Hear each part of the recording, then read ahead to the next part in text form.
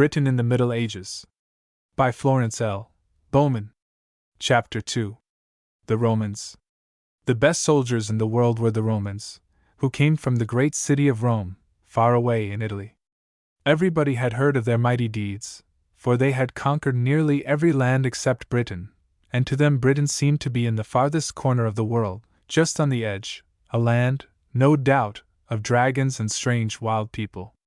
Now the Romans had heard that there was meat and corn in plenty in the land, that there were tin mines, and tin was very useful for mixing with copper to make armor. So they invaded Britain. The great Roman army moved very slowly through the land, for there were few roads. Sometimes the soldiers had to cut down trees to make their way through the forests, sometimes they had to cross the dismal fenlands, sometimes to make a bridge over a flooded river, or to wade knee-deep through the swamps. As they marched, they had to fight with the Britons. The Scots had heard of their coming and were safely hiding in their fastnesses when the Romans reached the borderland. Then the Romans built a great wall from sea to sea between the two countries, Scotland and Britain, a wall that must have taken several years to build even if they had thousands of men to build it. It was made of the finest stone, which they seemed to have carried many miles across the country. It was 9 feet wide and 18 feet high, and the turrets were placed so near together that the sentinels could call to one another, and so send a message quickly. Below the wall, on the enemy's side, they dug a deep ditch, often having to make it through the hard limestone rock. Every mile, they built a spacious fort for the soldiers to rest in, well defended and quite close to the wall. Every 4 miles, there was a station, sometimes a small town, surrounded by a wide wall, too, where perhaps the chief officers lived. From station to station, from east to west, ran the great road, for the traffic of the army. Up to the gates of the stations, too, came the new Roman roads from the south, for the army sometimes had to call for help from other places and needed food and many things from the south. It must have been a stern duty to keep watch in the bleak winter months, and the soldiers seemed to have had few comforts. The remains of this great wall still lie from Wallsend to the west coast. At the crossroads, by the great rivers, the Romans built their towns and camps all over Britain, just like those they had known in Italy. Every town was surrounded by a great wall, whence the soldiers could keep a lookout for the enemy, and nobody could enter the place except through the gates between sunrise and sunset. Outside the town, they sometimes built an amphitheater, where games and wild beast fights were held on holidays. The houses of the chief officers were built like those in sunny Italy. The most interesting room in the house was the bathroom, with a large tank, like a swimming bath, in the floor and a furnace to keep a good supply of hot water. The floor was paved with beautiful colored tiles and scenes were painted on the walls. This room was very important, because the Roman often received his guests there, and sometimes invited them to share in the ceremony of the bath. The garden was often lovely. There were orchards and smooth lawns and closely clipped hedges of box and yew, sometimes cut into fantastic shapes like birds and beasts. There were brightly colored flowers, which had been brought from Italy, geraniums, roses, and orchids. Then, there was the summer house, whose walls were made of tall trees growing close together, and inside were couches and rugs and sometimes even a little lake in the center, where jellies and fruits were to be seen floating in beautiful dishes, to keep them cool and fresh, as though the summer in Britain were very hot. There was much work to be done. The Roman officer had to visit the camps, driving in his chariot or carried in his litter by his slaves. He had to see that the road-making went on well, for the Romans made fine roads through Britain from north to south, to the east and to the west. He had to look after the building of the factories, where the wool was made into cloth and dyed in the famous purple dye, and if he lived in the southwest, the tin mines in Cornwall had to be supervised. Sometimes, he had even to take the long and difficult journey to Rome. The Britons looked on at this new life with great fear and wonder, and soon they learned to make better houses, to raise better crops, and to live in the towns. When, 300 years later, all the Romans were called to their own land to protect it against a strong enemy, the Britons were worse off than ever they had been before. Not only did the Scots come over the wall to burn and steal, but a new and a stronger enemy came over the seas from Denmark and Germany to seize the treasure that the Romans had left unguarded. Chapter 3. The Saxons. These sea robbers were the Angles and the Saxons, and Britain became Angle land or England. They were fine men, tall and strong, with long fair hair and blue eyes. The Britons gazed in wonder as boat after boat glided into the bays. Graceful, brightly colored boats they were, with 40 oars on each side and a magnificent sail, sometimes made of silk, embroidered with a dragon or a serpent, the gift of a great prince may be. Every sailor, as he stepped ashore, became a soldier, armed himself with his shield which he took from the vessel's side, and a sword, the best in the world, dearer to him than all other treasures, made by the chief, or by a famous blacksmith. The Britons marked the chief long before he landed, for he stood at the prow or gave orders. His corselet was of beaten gold or bronze, his helmet too. If indeed he were a great champion, he carried on his helmet a pair of eagle's wings, or a cock's comb, as the reward of his bravery and skill in battle. All these men had been soldiers since they were 12 years old. They had learned to run, to ride, to swim, to wrestle, and to leap. So it is no wonder that the Britons fled before them in terror. Some fell into the hands of these stern warriors and became their servants, but those who lived in peace in the mountains of the west were called Welsh, i.e., foreigners, by all who heard of them afterwards. The Scots vanished into their fastnesses and the Saxons became lords of Britain. The Saxons loved fighting and hunting, but when the hunt and the fight were over they came back to their spacious halls, where they hung up their swords and trophies and gathered round the banquet table or sat by the fire, making rhymes and listening to the tales and songs of the gleemen. While the mead cup was being passed round, they heard the songs about the gods and the great heroes of old, and sometimes they liked to think that Odin took a seat amongst them and told his tale.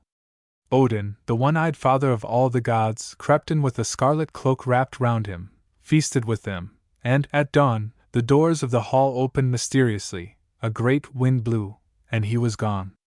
They had many stories about the gods and Valhalla, the home of the spirits, whither every good soldier hoped to journey at the end of his life. Thor was the great god of thunder. You could see his red beard, when the northern light shone in the winter sky.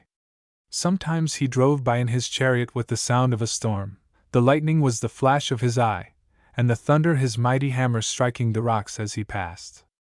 The most beloved of the gods of the Northmen was Balder, the god of spring. Once, he had a dream that a great cloud passed over him, and his mother, in sorrow, summoned all the things upon the earth to promise never to hurt her son. Everything promised, the mountains and the trees and the rocks and the rivers, everything except the little mistletoe, which grew at the palace gate and was so small that nobody thought it could do any harm. But Loki, the god of mischief, Balder's brother, guided the hand of blind Hoda and so killed Balder with an arrow made from the mistletoe. Odin was very angry when he heard the news and mounted his war horse to ride to Valhalla, to fetch Balder from the home of the spirits. But the old witch, who sat at the gates, would not let Balder return to the earth until she heard that everything on the earth was weeping for him. Everything did weep, except Loki and the little mistletoe. So the witch allows Balder to come back for 3 months every year, and then the earth puts on her freshest green, the flowers blossom, the corn ripens, and gods and men rejoice. Thus, the Saxons showed how much they loved the sunshine and the warmth and the south winds that come in the summertime. When a hero died, the Saxons sent him on his journey to Valhalla, with food enough to last a week and with all his treasures, his sword and helmet, his hunting trophies and his most loved things. They liked best of all to send him on his boat across the unknown seas. They towed it to the harbor mouth, set fire to it, when the sun was going down, shouting as they watched it drift away, "Odin, receive thy champion!" They fancied Odin sat in the far north with all the gods waiting to welcome a brave man and to give him a seat of honor in his hall. For the Saxons thought a brave soldier the noblest of all men. Chapter 4. The Saxon Village. Though the Saxons loved fighting, they soon learned to love peace and to rule their kingdoms well. They divided the spoil amongst themselves and the chiefs rewarded their soldiers with lands. They built their villages as near the streams as they could, so that they might get water easily. They built them near the woods, if possible, so that they could get timber to build their houses and fuel for the winter, but not so near that an enemy could spring on them suddenly without a warning, or the packs of hungry wolves come prowling round in the long, dark nights. Any stranger who came in sight of the village must blow his horn 3 times loudly, else the Saxons killed him, for they feared anyone they did not know. The soldiers who settled in the village were freemen, and they shared in the harvest of the soil. Only half the land was plowed for seed and the other half was left fallow or idle for a year. In the plowed land, they planted wheat or rye 1 year and barley next time, after a year's rest. Sometimes they divided the land and planted wheat in one half in October, and barley in the other in March. When the plowing was done, they were all very careful to throw up a little heap of earth to make a ridge between the strips in each field, so that each freeman might know his own strip in the wheat field, and in the barley field too. He made bread from the wheat or rye and a drink from the barley, and if there were any to spare he would exchange it for some of the things he wanted very much, honey perhaps, for everybody needed that when there was no sugar. Beyond the plowed lands there was a piece of common ground, where all the freemen turned out their geese and cows and sheep and pigs, though the pigs liked the woods better, for there they could find acorns and hazelnuts. There was a hayfield, too, and when spring came, a fence was put all round it, and it was carefully divided into strips, so that everyone had a share of the hay. The hayward was a busy man, for it was his duty to keep the woods, corn, and meadows. In haytime, he looked after the mowers. In August, he was to be seen, rod in hand, in the cornfields, watching early and late, so that no beast strayed and trampled down the corn. When Lammastide came, all the freemen kept holiday for joy that harvest time had come. Now, there was sure to be one man who had more treasure than the others, and oxen perhaps for the plough. It was very hard work trying to plough the fields with less than 8, so the other freemen were glad to borrow the oxen sometimes. But the chief, the rich man, made a bargain that those who borrowed his oxen should pay him by doing 3 days' work a week for him in his fields, for they had no money. So, in time, he became lord over them. Then he made a mill where all the corn should be ground into flour, and every man who brought a sackful must pay so many handfuls of flour to the miller for his trouble. Not every village had a mill, so it sometimes happened that men traveled far to make a bargain with the miller, for they found it slow work to grind their own corn between the grindstones at home. From an old writing, one that we have still, we can find out many things about the peasants, for they tell how they spend their time. The plowman says, "I work hard. I go out at daybreak driving the oxen to the field and I yoke them to the plow. Be it never so stark winter I dare not linger at home for all of my lord, but having yoked my oxen and fastened share and coulter, every day I must plow a full acre or more. I have a boy driving the oxen with a goat iron, who is hoarse with cold and shouting. And I do more also. I have to fill the bins of the oxen with hay, and water them and take out their litter. Mighty hard work it is, for I am not free," the shepherd says. "In the first morning I drive my sheep to their pasture and stand over them in heat and in cold, with my dogs, lest the wolves swallow them up, and I lead them back to their folds and milk them twice a day, and their folds I move, and I make cheese and butter and I am true to my lord." 1. The oxherd says, "When the plowman unyokes the oxen, I lead them to pasture and all night I stand over them waking against thieves, and then again in the early morning I betake them, well filled and watered, to the plowman." The king's hunter says, "I braid me nets and set them in fit places and set my hounds to follow up the wild game, till they come unsuspecting to the net and are caught therein, and I slay them in the net. With swift hounds I hunt down wild game. I take harts and boars and bucks and roes and sometimes wild hares. I give the king what I take because I am his hunter. He clothes me well and feeds me and sometimes gives me a horse or an armring that I may pursue my craft merrily." The fisherman says, "I go on board my boat and cast my net into the river and cast my angle and baits, and what they catch I take. I cast the unclean fish away and take the clean for meat. The citizens buy my fish. I cannot catch as many as I could sell, eels and pike, minnows and trout and lampreys. Sometimes I fish in the sea, but seldom, for it is a far row for me to the sea. I catch there herring and salmon, porpoises and sturgeon and crabs, mussels, periwinkles, sea cockles, plaice and fluke and lobsters and many of the like. It is a perilous thing to catch a whale. It is pleasanter for me to go to the river with my boat than to go with many boats whale hunting. The fowler says, in many ways I trick the birds, sometimes with nets, with snares, with lime, with whistling, with the hawk, with traps. My hawks feed themselves in me in winter, and in Lent I let them fly off to the woods, and I catch me young birds in harvest and tame them.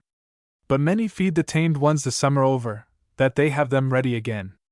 The merchant says, I go aboard my ships with my goods, and go over sea and sell my things and buy precious things which are not produced in this country and bring them hither to you, brocade and silk, precious gems and gold, various raiment and dyestuffs, wine and oil, ivory, and brass and bronze, copper and tin, sulphur and glass and the like. And I wish to sell them dearer here than I buy them there, that I may get some profit wherewith I may feed myself and my wife and my sons. While all the village people were busy at their work in the fields, they must have peace and order in the land. Every week, the lord and the freemen met together under the great oak tree to talk about business. If they heard of any evil deed done near their village, the lord rode out at the head of all the men who could ride or run, to find the evildoer, and they searched for miles, shouting, Hi! Hi! And if they passed through any village, they summoned every freeman to follow in the chase. When the thief was found, he was brought back to his own village, and if he could not find any who would stand by him as oath helpers, then none would listen to his tale. They said that only the great God could judge, so they prayed that Odin would send a sign. Sometimes they bound the prisoner hand and foot and threw him into the village pond. If he floated, they said, he is not guilty.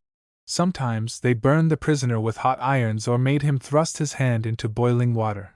Then the wounds were bound up, and if, after 3 days, they were healed and there was no scar, they said, he is not guilty. But this did not happen often. Sometimes, if the man had a bad character, they branded him on the forehead with the sign of a wolf's head and took him to the forest, where he had to live all the rest of his life, for no one would have an outlaw in a village. If a man were afraid of being made an outlaw, he must find a great lord and ask him to protect him. If the man promised to work for a lord or gave him a present of fish or corn or honey every year, he could find a lord. If it should happen that he were caught by the hue and cry, on that day the word of his lord in his favor was worth more than the words of 6 freemen against him. So most people worked for a lord. As time went on, the king began to call the lords and freemen together to ask them about a great war, or to make some new laws. They did not like going very much, for traveling was troublesome and dangerous. So the king usually asked only his cupbearer and chamberlain and the great men of his court for advice. 1. Alfric's Dialogues. 1. Chapter 5. The Coming of Christianity. Some there were who had heard of Christ in the old days, but a band of monks landing on the coast of Kent brought the news again to this country. Pope Gregory had sent Augustine from Rome to tell the Saxons about Christ, for he was sorry that they loved Odin and Thor, and did not know any other god. Ethelbert, the king of Kent, had a Christian wife, and he was very anxious to know what these strangers had to say about the new god. But he was afraid that they might know how to work charms and to call out wicked spirits, so he let Augustine and his monks preach to the people out of doors, for he thought that they could not harm any one in the open air. When the Roman monks preached, many people became Christians, but the old Saxon poets sang sorrowful stories of Odin's anger, and how the gods had left the world forever because the people were not faithful. Bede tells a story of how the old wise men of Northumbria met together to decide whether they would give up the old gods for Christ or not, and as they sat in solemn silence, thinking of this great thing, an old man rose and said, "The present life of man, O king, seems to me like the swift flight of a sparrow, who on a wintry night darts into the hall, as we sit at supper. He flies from the storms of wind and rain outside, and for a brief space abides in the warmth and light, and then vanishes again into the darkness whence he came. So is the life of man, for we know not whence we came nor whither we go. Therefore, if this stranger can tell us anything more certain, we should hearken gladly to him." Thus they became Christians. They built churches in their villages, first of wood, then of stone. Many Christian teachers then came to England and built homes or monasteries, wherever they went, first of rough timber, then of stone. They made clearings in the forests, and drained the fenlands, and the people followed and built houses for themselves near the monasteries, for they found that they could learn many things from the monks. The sick, the poor, the tired, and the old were always welcome, and travelers too were glad to rest there, for there were no inns in those days. The monks were ruled by an abbot, and the nuns, who lived in other houses, by an abbess. They took a vow of poverty, and thought that they served God best by giving their time to prayer and praise. They loved their monastery, and, as the centuries went by, they made it more and more beautiful. The people gave rich offerings, and builders came from foreign lands, skilled in stonework and other arts. Carvings were made for the church, pictures were painted on the walls, and flowers and trees were brought from the Holy Land to plant in the gardens. In this way came the cedar trees and the juniper, and certain plants that now grow wild in parts of the country, like the poisonous hellebore, the great hyacinth, and the little fritillary or snake's head. Great men brought gifts of frankincense and myrrh, to be burned in the church on holy days, or jewels for the altar, and silk from the east for hangings, but the greatest treasure of all was the relic. People would travel many miles to see this, for those who saw it could be healed of their sickness or forgiven for their sins. There were many curious relics. There were little bits of wood, that men believed belonged to the real cross, on which Christ was crucified, and thorns, which were said to have come from his crown. Louis, King of France, built the beautiful Sainte-Chapelle in Paris, where he might keep the crown of thorns, which the Crusaders brought from Palestine. The monastery was usually built round a square garden or lawn. On one side was the church, on another the hall and large kitchens and pantries, for there were often visitors, some of high estate, and they must be royally feasted. In the rule of Benedict it was written, "Let all guests who come to the monastery be entertained like Christ himself, because he will say, 'I was a stranger, and ye took me in.'" The guest house must stand apart, so that the guests, who are never wanting in a monastery, may not disquiet the brethren by their untimely arrivals. Anyone could claim a lodging for 2 nights, and in a few monasteries there was stabling provided for as many as 300 horses. There was a long dormitory where the monks slept. It was the custom for them to get up at midnight to make a procession into the church by the night stairs.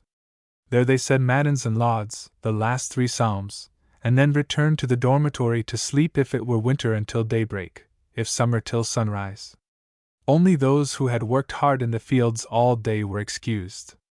They dressed by the light of the wick set in oil in little bowls at either end of the dormitory. In the cloisters were troughs for washing before meals, filled with water by taps, and above were little cupboards for towels. Some monasteries had a library, for they were quite rich in books. Then there was a writing room, where the scribes were busy making beautiful copies of the precious books, some skilled in writing, others in painting and illuminating. When the writing was done, the artist brought his colors to make the capital letters and the little pictures in the text. There was music to be copied too, and the accounts of the abbey must be kept neatly. Sometimes a chronicle was made of great events that happened. It is from such books as these that we have learned much about the story of the country. The monks led peaceful lives in days when most men were busy about war. The monks divided the hours between sunrise and sunset into 12 equal parts, so it happened that the hour in winter was 20 minutes shorter than in summer. Every 3 hours there was a service in church, prime at the first, terce at the third, sext at the 6th, and none at the 9th. After prime, on summer mornings, the monks were summoned by the abbot to the chapter house, and there each man received his task. The latest business was talked about, and plans were made for the coming guests. Then each monk went to his business, some to the gate to give food to the poor and help to the sick, some to work in the orchard and garden, to spin or to weave, though in some monasteries this kind of work was done for the brethren. They had their first meal at midday in the hall in silence. While they ate, one of their number, who had already had his meal, would read to them from a book of sermons or the lives of the saints. After grace, the Miserere, Psalm 51, was sung through the cloister. In summer, they would rest in the afternoon, in the dormitory or perhaps in the cloister, on the sunny south side, where they could read or think or pray. In winter they worked at this time, because their nights were long. Vespers was read at sunset, then came supper. Compline ended the day, But it sometimes happened that they lingered in the warming house to chat with one another, but this was against rules. Kings and princes found out what wise counselors these men were and brought them to the courts to help them govern, though this was against the rules of the monastic orders.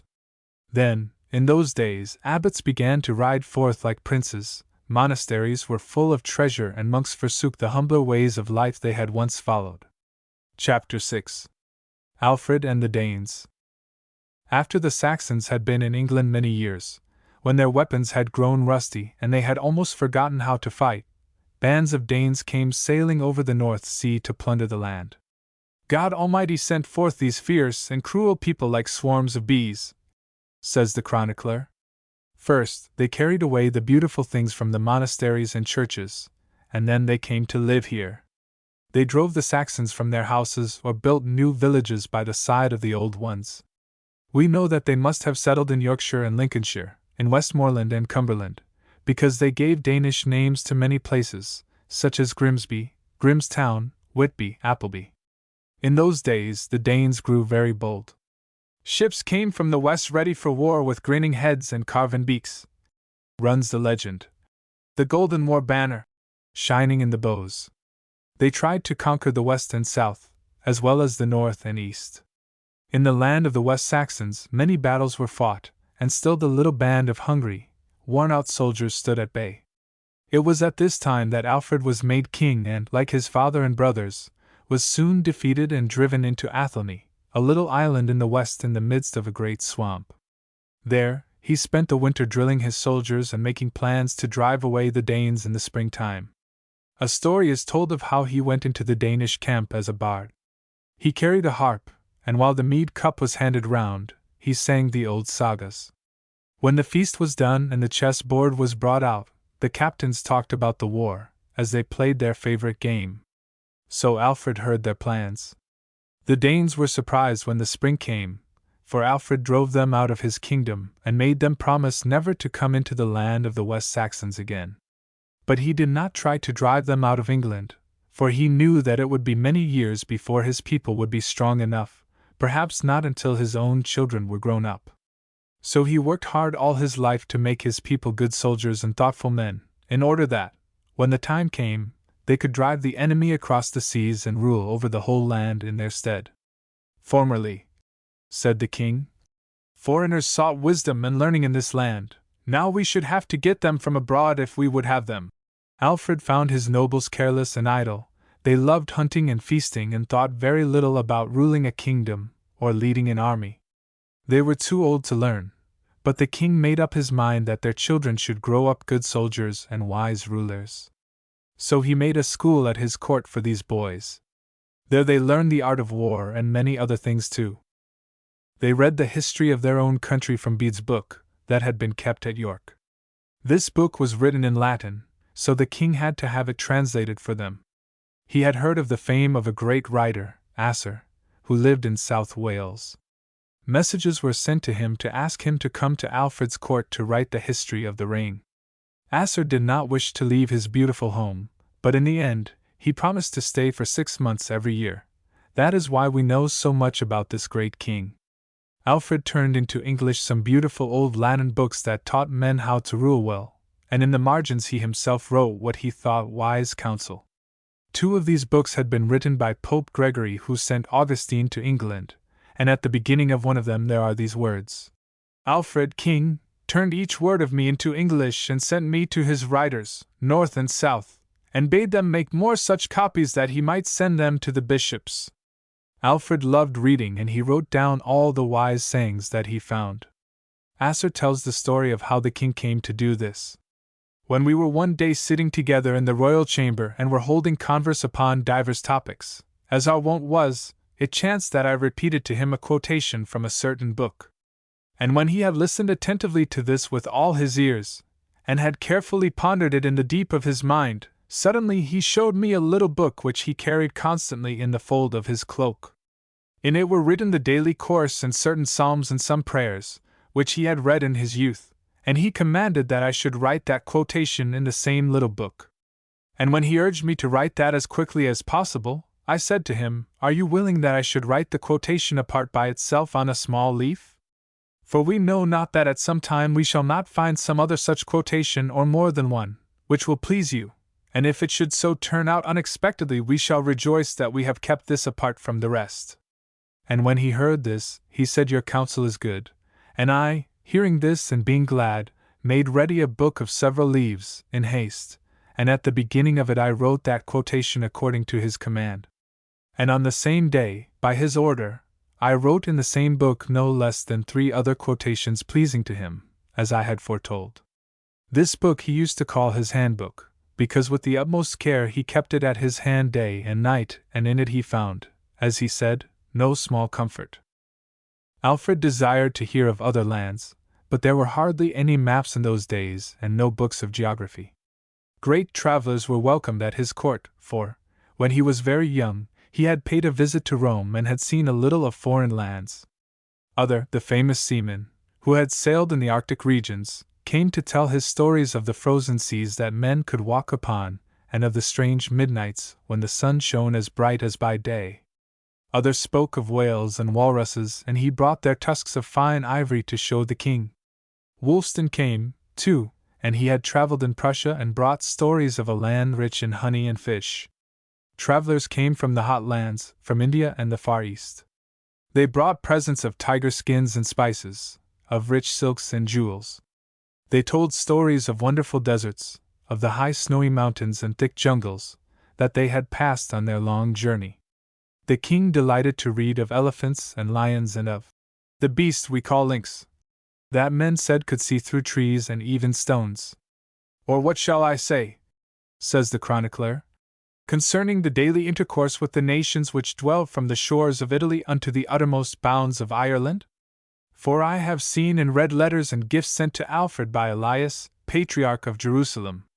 In this way the West Saxon folk heard of great, unknown countries and peoples, and the sons of the nobles learned not only to run, to ride, to swim, and to make runes or rhymes, but to be great rulers and adventurers as their forefathers had been.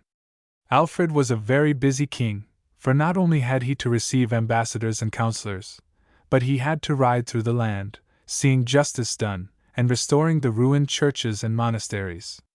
He taught the workers in gold and artificers of all kinds to build houses majestic and good, beyond all that had been built before. What shall I say of the cities and towns which he restored, and of the others which he built, where before there had never been any? Or of the work in gold and silver, incomparably made under his directions? Or of the halls and royal chambers wonderfully made of stone and wood by his command? Or of the royal residences built of stone, moved from their former positions and most beautifully set up in more fitting places by the king's command? The king gave many gifts to the craftsmen whom he had gathered from all lands, men skilled in every earthly work, and he gave a portion to the wayfaring men who came to him from every nation, lying near and far, and who sought from him wealth, and even to those who sought it not. There were no clocks in those days, and the king was much troubled, for he had promised to give up to God half his services.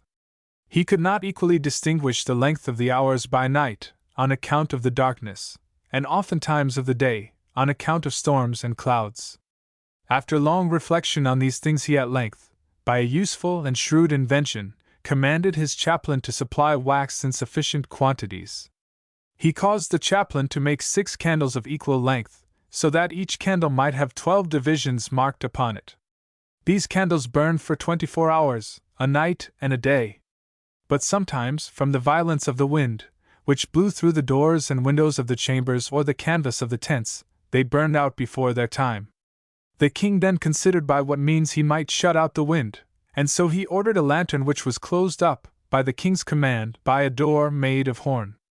By this means, 6 candles lasted 24 hours, and when they went out others were lighted. Thus the king left behind him, as he wished, a memory in good works. And after him, his son and daughter drove the Danes eastward beyond Watling Street. The Northmen came back with the strong King Nut, who conquered the whole country. Now Nut was a great king before he took England, for he ruled Sweden and Denmark and was lord over Norway. When he was crowned king of England, he began to love this kingdom more than all his lands, and he made his home in London. He wanted to be a real English king, So he looked for the old laws of Alfred the Great, and told the English people that he would rule as Alfred had done. The king had a fine army of tall, strong soldiers, but he sent nearly all of them back to their own land and kept only 3,000 house companions for a bodyguard. The English people knew that he trusted them, for he could not have kept the land in order with so few soldiers, if the people had hated him.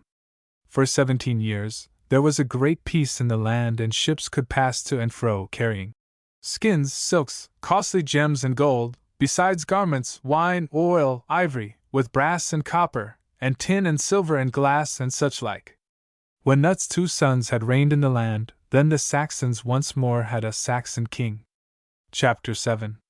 The Battle of Hastings. Edward the Confessor, the Saxon prince, had taken refuge in Normandy in the days when the Danish kings ruled in England. There he learned to speak Norman French and to love Norman ways. When the Saxons chose him to be king, he brought some of his Norman friends to court with him. He was a man full of grace and devoted to the service of God. He left the rule of his kingdom to 3 Saxon earls: Siward the Stout, a man who struck terror to the hearts of the Scots; Leofric of the marshland, wise in the things of God and men; and Godwin of Wessex. There was much trouble because there were no heirs to the throne, and the Norman chroniclers say that the king promised his crown to William, Duke of Normandy. The Saxons did not know this, and if they had they would not have crowned him, so they chose Harold, son of Godwin and brother of the Queen, to rule after Edward the Confessor. They chose Harold for he was a man after their own heart, strong and fearless, like the heroes of old. Harold had 2 elder brothers, but they were cruel and lawless, and the people feared them. The Normans told a story of how Harold had been wrecked on the coast of Normandy 2 years before this, and was taken before the Duke as a prisoner. The Duke would not let him go until he had sworn, with his hand upon the holy relics, that he would never claim the Saxon crown. When Edward died, Harold forgot this oath, and the people crowned him with much rejoicing. When the news reached the Duke of Normandy, he was in his park of Quevilly, near Rouen, with many knights and squires, going forth to the chase. He had in his hand the bow, ready strung and bent for the arrow. The messenger greeted him, and took him aside to tell him. Then the Duke was very angry. Oft he tied his mantle, and oft he untied it again, and he spoke to no man, neither dare any man speak to him. Then he bade his men cut down the trees in the great forests, and build him ships to take his soldiers to England. When they were ready, there arose a great storm, and for many weeks he waited by the sea shore for a fair wind and a good tide. Tostig, too, Harold's brother, became very jealous and asked for a half of the kingdom. And because Harold would not listen, Tostig went to Norway, to beg the great King Hardrada to call out his men and ships and sail for England. So the Northmen sailed up the river Humber and took York. Then Harold and his soldiers marched to the north to fight against Tostig. When he had pitched his camp, he sent word to Tostig. King Harold, thy brother, sends thee greeting, saying that thou shalt have the whole of Northumbria or even the third of his kingdom, if thou wilt make peace with him. But, said Tostig, what shall be given to the King of Norway for his trouble? 7 feet of English ground, was the answer, or as much more as is needful, seeing that he is taller than other men. Then said the Earl, Go now and tell King Harold to get ready for battle, for never shall the Northmen say that Tostig left Hardrada, King of Norway, to join the enemy. And when Harold departed, the King of Norway asked who it was that had spoken so well. That, said Tostig, was my brother Harold. When Hardrada heard this, he said, That English king was a little man, but he stood strong in his stirrups. A great fight there was, and Hardrada fought fiercely, but he was killed by an arrow. When the sun set, the Northmen turned and fled, for Tostig, too, lay dead upon the field. That night there was a great feast in the Saxon camp. As they held wassail, a messenger came riding into the camp, breathless with haste, for he had rested not day nor night in the long ride to the north. He shouted to those who stood by, the Normans are come, they have landed at Hastings, thy land, O king, they will wrest from thee, if thou canst not defend it well. That night the Saxons broke up their camp and hurried towards London. The wise men begged Harold to burn the land, that the enemy might starve, but Harold would not, for he said, How can I do harm to my own people? So they rode off to meet the Duke near Hastings. Now Harold chose his battlefield very wisely, a rising ground, for most of his soldiers were on foot and many of the Normans were on horseback, and the king knew that it was hard riding uphill.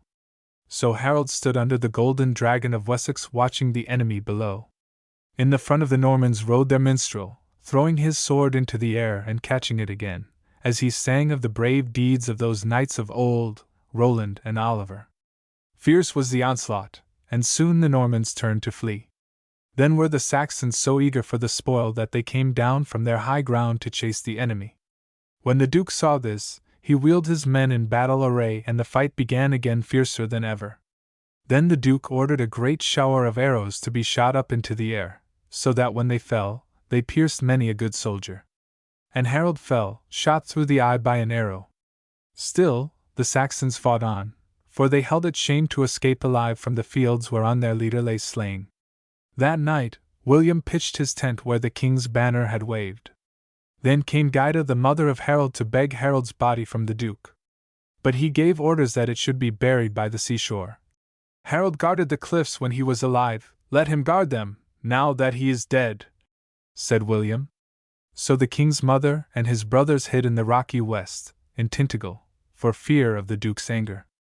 Then did William march slowly to London, burning and harrying the land, and all men feared him. There is a piece of tapestry still kept at Bayeux in France, showing how England was conquered. It was probably made later than the reign of William, and perhaps was intended to go round the walls of the choir of Bayeux Cathedral, for it has been measured and found to be of the right length. Though it is old and torn and faded, we have been able to learn many things from it, too. 2. There were few histories written in those days, for the Normans were too busy fighting for their new lands and the English were too sorrowful to tell their story. 2. There is a copy in Reading Museum. See Guide to Bayeux Tapestry, published by Textile Department, Victoria and Albert Museum. 2. Chapter 8. The Norman Kings. The strong men of the north had not bowed to William the Conqueror on the field of Hastings, and when they heard that he was crowned, they armed themselves against him. The king marched towards the north slowly, burning and harrying the land as he passed, and his path was marked by flaming villages and hayricks. When he came into Yorkshire, he laid waste the land, and for 9 years not an acre was tilled beyond the Humber, and dens of wild beasts and of robbers, to the great terror of the traveller, alone were to be seen.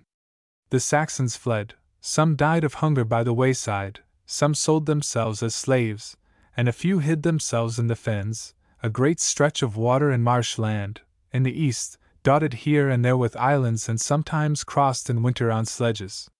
There Hereward the Wake built his camp in the swamps of Ely, and there all true men gathered round him.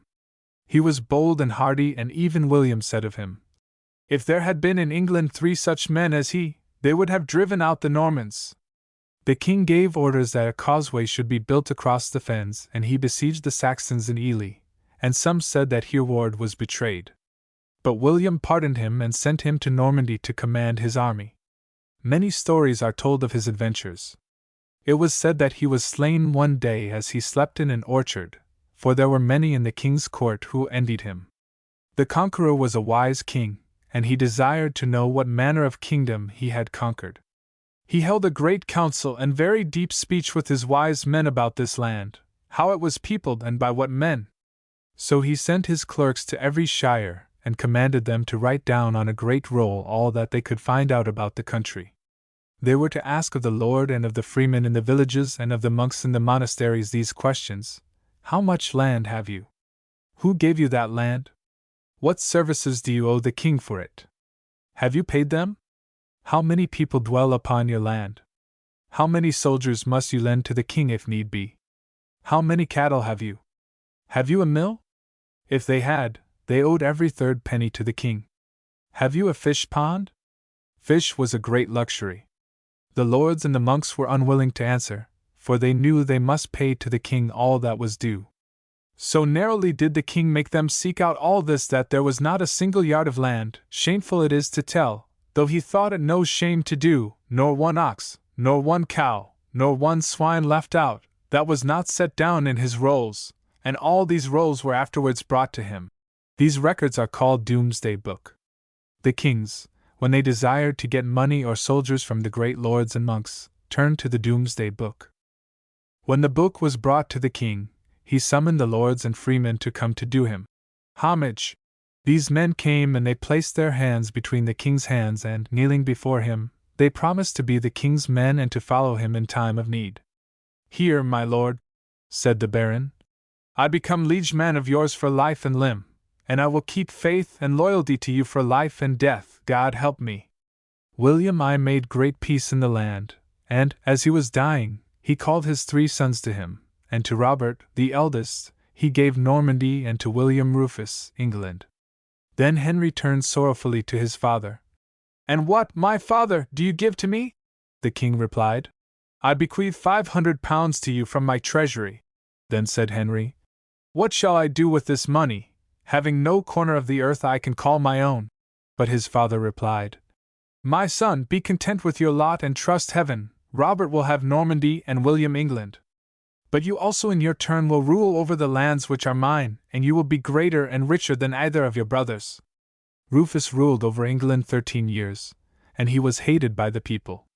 Robert gave Normandy to his brother for a sum of money, and thus Henry, when Rufus was dead, became Duke of Normandy and King of England. He married a Saxon lady, and there was great awe of him in the land. He made peace for man and beast. Chapter 9. The Norman Barons. The Norman barons who came to England with William the Conqueror were much disappointed, for they had hoped to share the kingdom with him, and to be great lords. But William had not given them as much land as they desired, and he had made Doomsday Books so that they should render to him due service and payment in return for his gifts. The barons had not always paid that which they owed, and Henry I made a rule that all should come to his court 3 times a year, to Winchester at the feast of Easter, to Westminster at Whitsuntide, and to Gloucester at midwinter, when he wore his crown, and then they should do homage and pay their taxes. To this court came the officers of the household, and the king appointed a bishop to receive the money and priests to keep the accounts, since there were few among the nobles or citizens who could read, write, and add figures. The money was counted out on a checkered table, and so the court came to be called the exchequer. The barons could not easily cheat the king, for, when their money had been counted out upon the table, some of it was melted on the furnace, lest it should contain base metal, and it was weighed in the balances, lest the coins should have been clipped. Then Doomsday Book was searched, and the priests read out what sum was due to the king from this lord. When the chancellor was satisfied, a tally was handed to the baron. This was a willow or hazel stick, shaped something like the blade of a knife, about an inch thick. Notches were cut in it to show the amount paid, and the halfpennies were marked by small holes. The tally was then split down the middle through the notches, and the baron took 1/2 so that he might show it to the chancellor when he came to court to pay again, and the chancellor kept the other half to prove that the baron was not cheating. Thus the king kept his barons in order, and there was peace in the land. Now Henry I had an only son, and to him he gave a ship, a better one than which there did not seem to be in the fleet. But as he was sailing from Normandy to England, it struck upon a rock and all perished, save only a butcher, who was found in the morning clinging to a plank. When the king heard the news, he was in great distress, for no woman had yet ruled in England, and his daughter Matilda was married to a French count, whom all the Normans hated for his fierce temper and overbearing ways. The king, nevertheless, made them swear to put her on the throne, but when he died, the barons chose her cousin, Stephen, for he was a mild man, soft and good, and did no justice. Stephen quarreled with the chancellor, and closed the court of exchequer where the barons had paid their dues, and he let the barons build castles and coin their own money. When he was in need of soldiers, he hired foreign ruffians, and because he could not pay them, he let them loose upon the land to plunder. Thus he undid all his cousins had done.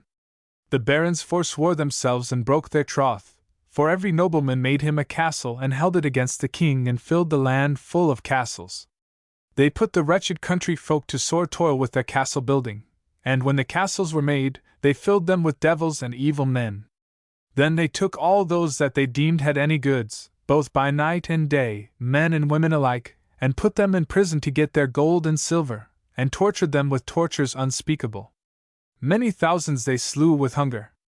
I cannot nor may not tell all the horrors and all the tortures that they laid on wretched men in the land.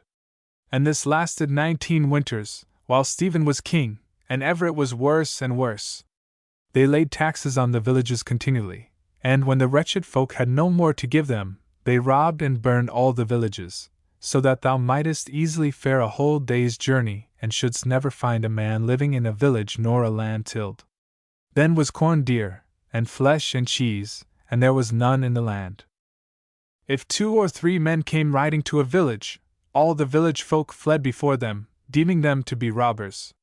Wheresoever men tilled, the earth bore no corn, for the land was fordone with such deeds, and they said openly that Christ and his saints slept.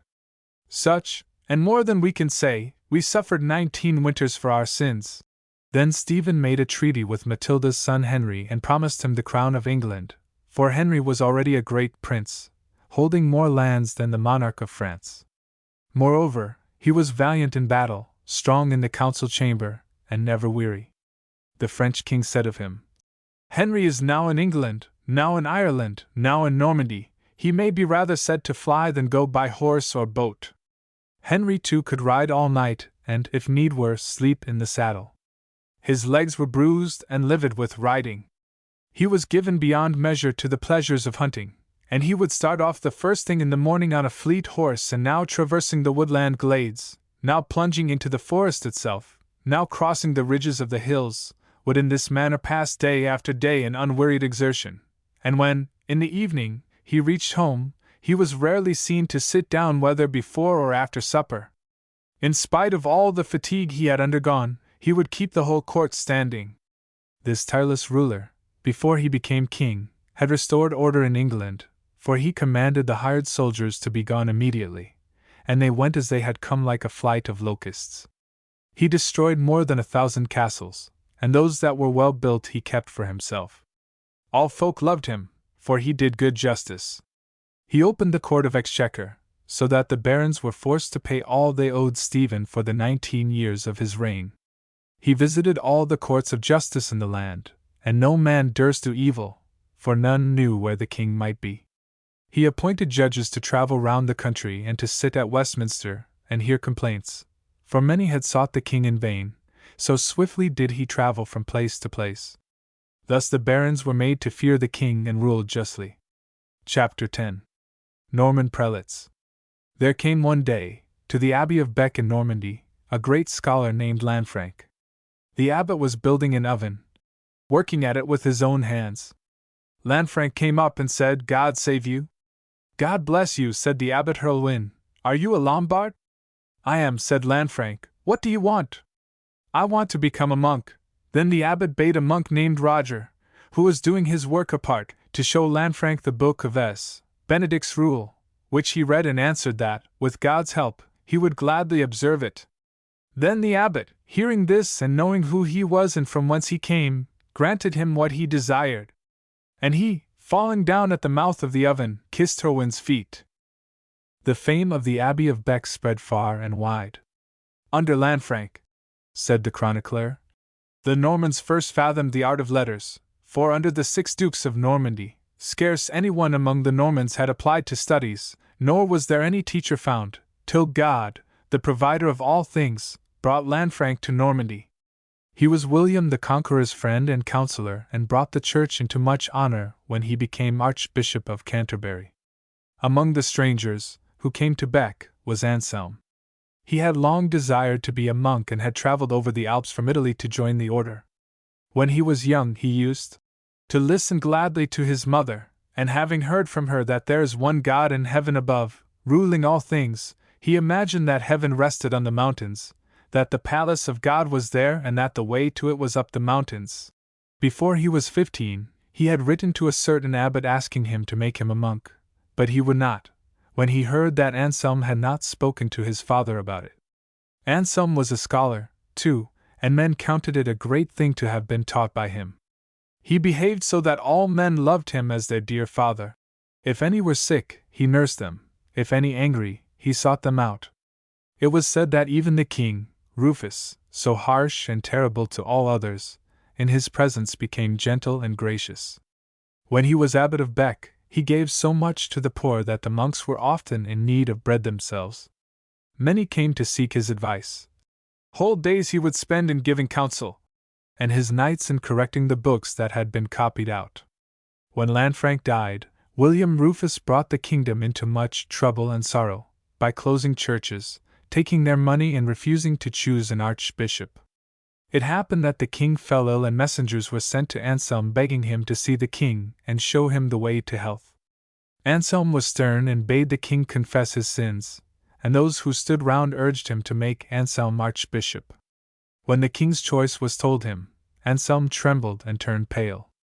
"Consider I am old and unfit for work. How can I bear the charge of all this church? I am a monk, and I can honestly say I have shunned all worldly business. Do not entangle me in what I have never loved and am not fit for." The Archbishop of Canterbury was a great officer, for he anointed the king when he was crowned. He held many lands and must protect the church against the king if need be, for the church was rich and the king poor. The bishops and barons would not listen, and they dragged him back to the king, shouting, "A pastoral staff! A pastoral staff!" When they had found one, the king pressed it into his hand, though he held his fist clenched, and the crowd shouted, "Long live the bishop!" The archbishop soon after asked for a council, for the king was still robbing the church and the Christian religion had well nigh perished in many men. Rufus was angry. "What good would come of this matter for you? If not for me, at least I hope for God and for you. Enough, talk no more of it to me." The archbishop begged the king not to rob the abbeys, and the king answered, "What are the abbeys to you? Are they not mine? Go to. You do what you like with your farms, and am I not to do what I like with my abbeys? They are not yours to waste and destroy and use for your wars." The king said, "Your predecessor would not have dared to speak thus to my father. I will do nothing for you." Then Anselm departed with speed and left him to his will. "Yesterday," said the king, "I hated him much, today still more, tomorrow and ever after, he may be sure I shall hate him with more bitter hatred. As father and archbishop I will never hold him more. His blessing and prayers I utterly abhor and refuse." Anselm asked leave to go to Rome, for the archbishop must wear the white stole, woven from the wool of the sheep of S. Agnes in Rome and blessed by the Pope, the father of all Christian people. "From which Pope?" said the king, for there were two at this time. "From Urban." "Urban," said the king, "I have not acknowledged. By my customs, and by the customs of my father, no man may acknowledge a pope in England without my leave. To challenge my power in this is as much as to deprive me of my crown."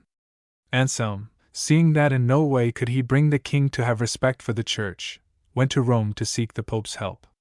He said to the bishops and barons, "Since you, the shepherds of the Christian people, and you, who are called chiefs of the nation, refuse your counsel to me, your chief, except according to the will of one man, I will go to the chief shepherd and prince of all." The Pope honored Anselm by giving him the chief seat among the cardinals, but he kept him waiting at the court, for he feared to offend all other kings and tyrants. It was the custom to read the laws of the church once a year in S. Peter's church in Rome, and there was gathered there a great crowd of pilgrims from many countries. The Bishop of Lucca, a man of great stature and loud voice, was chosen to read the laws. When he had got a little way, his eyes kindled and he called out, "One is sitting among us from the ends of the earth in modest silence, still and meek. But his silence is a loud cry. The deeper and gentler his humility and patience, the higher it rises before God, the more it should kindle us. This one man, I say, has come here in his cruel afflictions and wrongs to ask for your judgment. And this is his second year, and what help has he found? If you do not all know whom I mean, it is Anselm, Archbishop of England." And he broke his staff and threw it on the ground. "Brother, enough, said the Pope. "Good order shall be taken about this. There is good need, for otherwise the thing will not pass with him who judges justly." Anselm left Rome, for he knew the Pope could not help. With much patience and meekness, Anselm contended yet again with Henry I for the rights of the Church. Becket, too, Archbishop of Canterbury, the king's friend and servant, defended it once again in the days of Henry II, even with his life. Chapter 11.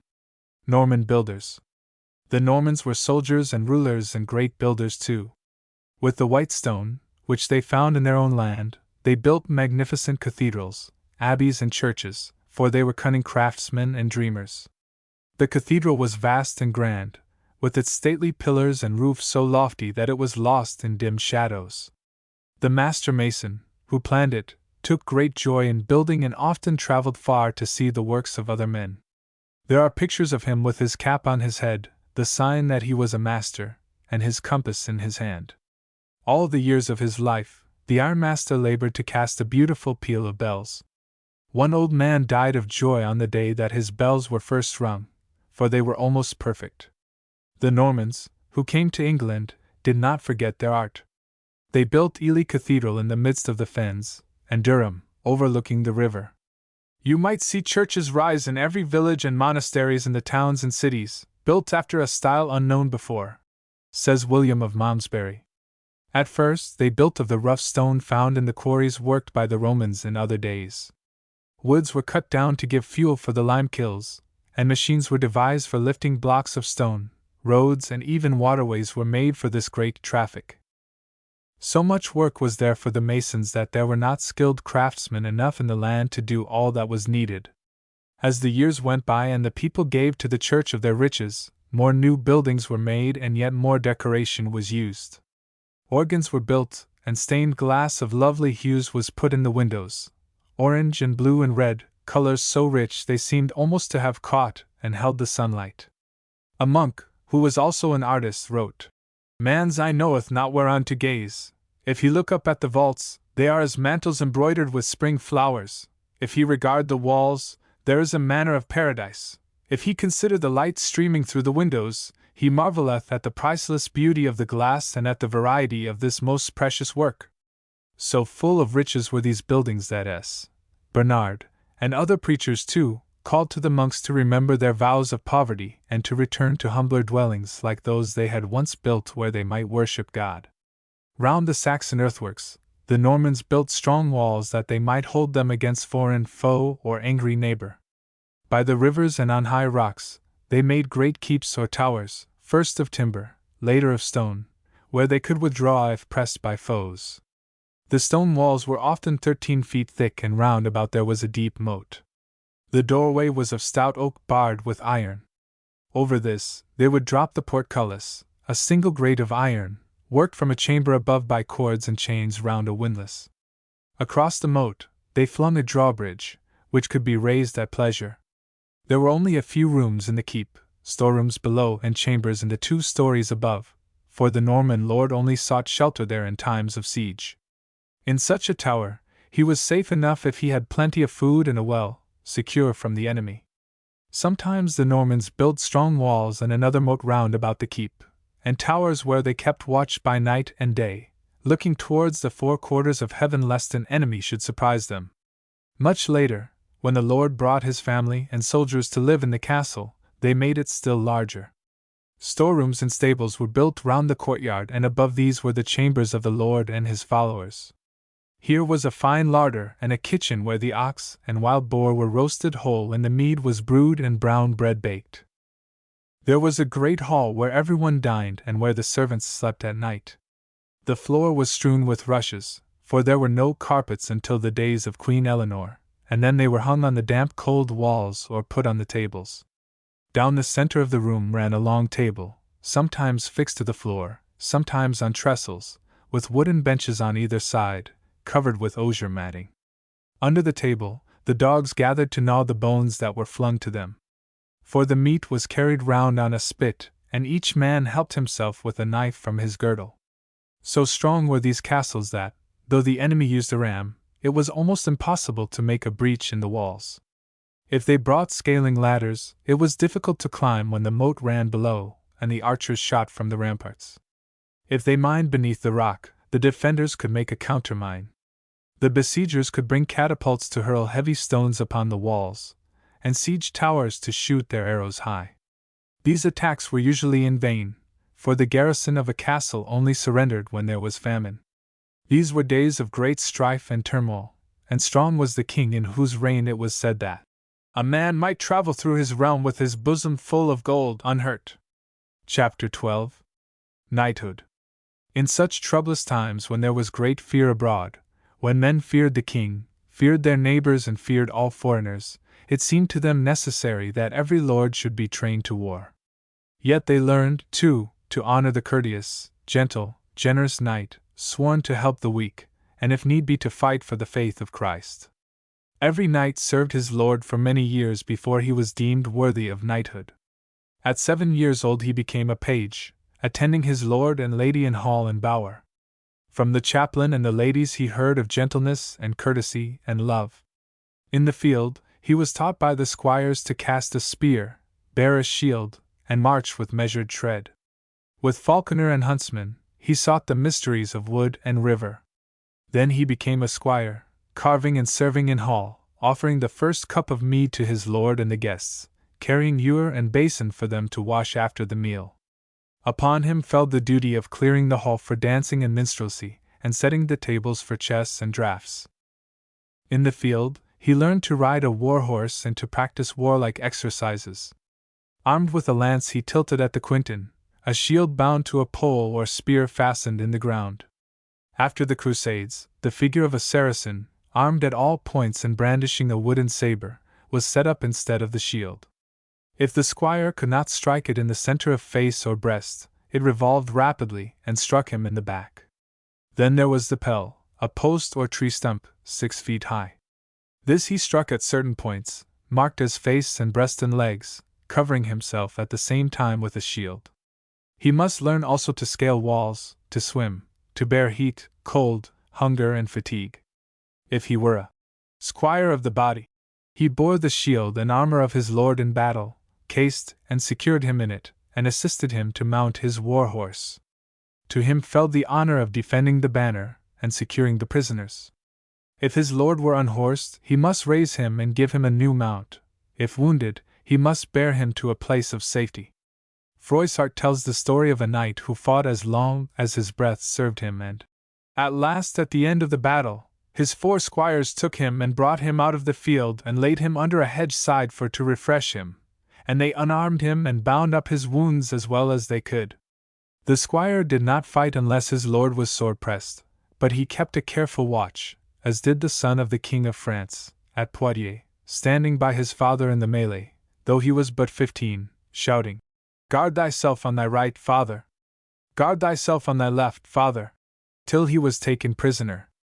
A squire might be dubbed a knight on the battlefield in reward for bravery, or at the age of 21 he became a knight if he so desired, and this was the manner of his knighting, though often some of these ceremonies were left out. In the evening, he was placed in the care of 2 squires of honor, grave and well seen in courtship and nurture and also in the feats of chivalry. A barber then attended and shaved him, and cut his hair. After this he was led by the squires into his chamber where a bath was prepared, hung within and without with linen, and covered with rich cloths. While he was in the bath, 2 ancient and grave knights attended on him, to instruct and counsel him touching the order and feats of chivalry. When this had been done, they poured some of the water of the bath over his shoulders, signing the left shoulder with the cross. He was then taken from the bath and put into a plain bed without hangings, and there he remained until his body was dry. Then the 2 squires arrayed him in linen and a white shirt, and over that a robe of russet with long sleeves, having a hood thereto like unto that of a hermit. In this way, knights of the Order of the Bath were made. Then the 2 ancient and grave knights returned and led him to the chapel, the squires going before them, sporting and dancing, the minstrels making melody. And when they had been served with wines and spices they went away, leaving only the young squire, his companions, the priest, the chandler and the watch who kept the vigil of arms till sunrise. At daybreak he confessed to the priest, heard matins, took part in the service of the Mass, offering a taper and a piece of money stuck in the taper as near the lighted end as possible, the taper to the honor of God, the money to the honor of the person who made him a knight. Afterwards he was taken back to his chamber, and remained in bed until the knights, squires and minstrels went to him and roused him. The knights then dressed him, mounted their horses, and rode to the hall or the church where the new knight was to receive knighthood. His future squire rode before him, bareheaded, carrying his sword by the point of the scabbard with his spurs hanging from the hilt. If they rode to the hall, the lord there delivered the right spur to the most noble and gentle knight present and directed him to fasten it on the squire's right heel. The knight, kneeling, placed the squire's foot on his knee, fixed the spur, and signed him with the cross. In the same way, the left spur was fixed by another knight. And he, who was to create the new knight, took the sword and girded him with it, and then embracing him, lifted his right hand and smote him on the neck or shoulder, saying, "Be thou a good knight." When this was done, they all went to the chapel with much music, and there the sword was sprinkled with holy water by the priest who gave it to the knight, saying, "Receive thy sword and use it in thine own defense, and that of the holy church of God, and to the confusion of the enemies of the cross of Christ, and for the Christian faith. Be thou a knight who lovest peace, firm, faithful, and a true servant of God." Then girt with his sword the new knight arose, drew it from its sheath, and waved it twice mightily over his left arm, and put it back in the scabbard. Sometimes it happened, as he came from the chapel, that the master cook awaited him at the door, and claimed his spurs as a fee, saying, "If thou do anything contrary to the order of chivalry, which God forbid, I shall hack the spurs from thy heels." Some rode forth to protect the good peace of the Lord their God, and some to break it. Chapter 13. The Knights of the Round Table. If we want to know about the ways of men in those days, we must read some of their tales. Many stories were sung and told of knightly deeds and adventures. There are a number that have come down to us about a great king, Arthur, and his knights, called the Knights of the Round Table. These are recorded in that noble and joyous book, Le Morte d'Arthur, which Caxton printed. We do not know where this king lived, nor are we sure where his kingdom lay. The English storyteller says he lived in Wales, but the French people say he lived in their land. When he was crowned king, those who loved him took a vow to follow him wherever he went. He chose 12 knights who promised to help the weak and suffering and to release men from their enemies. These were the Knights of the Round Table, and they rode out into all the world to seek adventure. There was the good knight Sir Tristram, the best chaser of the world and the noblest blower of an horn of all manner of measures, for, as books report, of Sir Tristram came all the good terms of hunting and all the sizes and measures of blowing of an horn, and of him we had first all the terms of hawking, and which were beasts of chase, and which were vermins, and all the blasts that belonged to all manner of games. There, too, was the beloved knight Lancelot, the courteous knight that ever bare shield, the kindest man that ever struck with sword, the goodliest person that ever came among press of knights, the meekest man and the gentlest that ever ate in hall among ladies, the sternest knight to mortal foe that ever put spear in rest. King Arthur had a beautiful sword, and he came by it in this way. Merlin, the magician, led him down to the shores of a great lake, and as they gazed upon the dark waters, an arm, clothed in white samite, came forth, holding the sword Excalibur. With that they saw a damsel going upon the lake. "What damsel is that?" said Arthur. "That is the Lady of the Lake," said Merlin, "and within that lake is a rock, and therein is as fair a place as any on earth, and richly beseen, and this damsel will come to you anon, and then speak ye fair to her that she will give you that sword." Anon withal came the damosel unto Arthur, and saluted him, and he her again. "Damosel," said Arthur, "what sword is that yonder the arm holdeth above the water? I would it were mine, for I have no sword." "Sir Arthur, king," said the damosel, "that sword is mine, and if you will give me a gift when I ask it you, ye shall have it." "By my faith," said Arthur, "I will give you what gift ye will ask." "Well," said the damosel, "go ye into yonder barge and row yourself to the sword and take it and the scabbard with you, and I will ask my gift in time." So Sir Arthur and Merlin alit and tied their horses to 2 trees, and so they went into the ship, and when they came to the sword that the hand held, Sir Arthur took it up by the handles and took it with him, and the arm and the hand went under water. Then Merlin built the king a beautiful palace at Camelot, and there they brought the Queen Guinevere. Now some of Arthur's knights went in search of the Holy Grail, a mysterious cup that had disappeared because men were evil. They thought that if they could find it and bring it back to the earth again, there would be no more sorrow nor pain. One day, there came into the court an old man, clothed all in white, and there was no knight that knew from whence he came. And with him, both on foot, he brought a young knight, in red arms, without a sword or shield, save a scabbard hanging by his side. Sir, said the old man to King Arthur, I bring you here a young knight. Then the old man made the young man unarm him, and he was in a coat of red sandal and bare a mantle upon his shoulders that was furred with fine ermine, and put that upon him. And the old man said unto the young knight, Sir, follow after. And so he brought him unto the Siege Perilous. Now this was a seat at the Round Table, covered with a cloth, and no man durst sit in it, for Merlin had said that only he who should see the Holy Grail might sit therein without harm. The old man removed the cloth and found letters written, This is the siege of Sir Galahad the good knight. Sir, said the old man, wit ye well, this place is yours. Then all the knights of the Round Table marvelled greatly of Sir Galahad that he durst sit in that Siege Perilous. Then Sir Galahad took his seat in the Siege Perilous. Then anon they heard cracking and crying of thunder, that they thought the place should fall. In the midst of this blast entered a sunbeam more clearer by 7 times than ever they saw day, and all they were alighted of the grace of the Holy Ghost. Then began every knight to behold other, and either saw other, by their seeming, fairer than ever they saw afore. There was no knight might speak one word a great while, and so they looked every man on other as they had been dumb. Then there entered into the hall the Holy Grail covered with white samite, but there was none might see it, nor who bare it.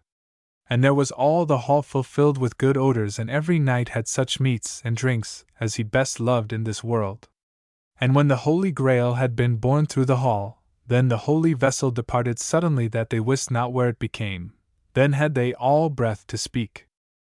Then all the knights of the Round Table arose and set forth in search of the Holy Grail, and through the world they wandered doing deeds of might and valor as they passed. But the Holy Grail never came back to the earth again, for not all the knights were pure. Then King Arthur grew old and weary, and was wounded unto death in battle. Therefore said Arthur unto Sir Bedivere, Take thou Excalibur, my good sword, and go with it to yonder water side, and when thou comest there I charge thee throw my sword in that water and come again, and tell me what thou there sayest. My lord, said Bedivere, your commandment shall be done, and lightly bring you word again.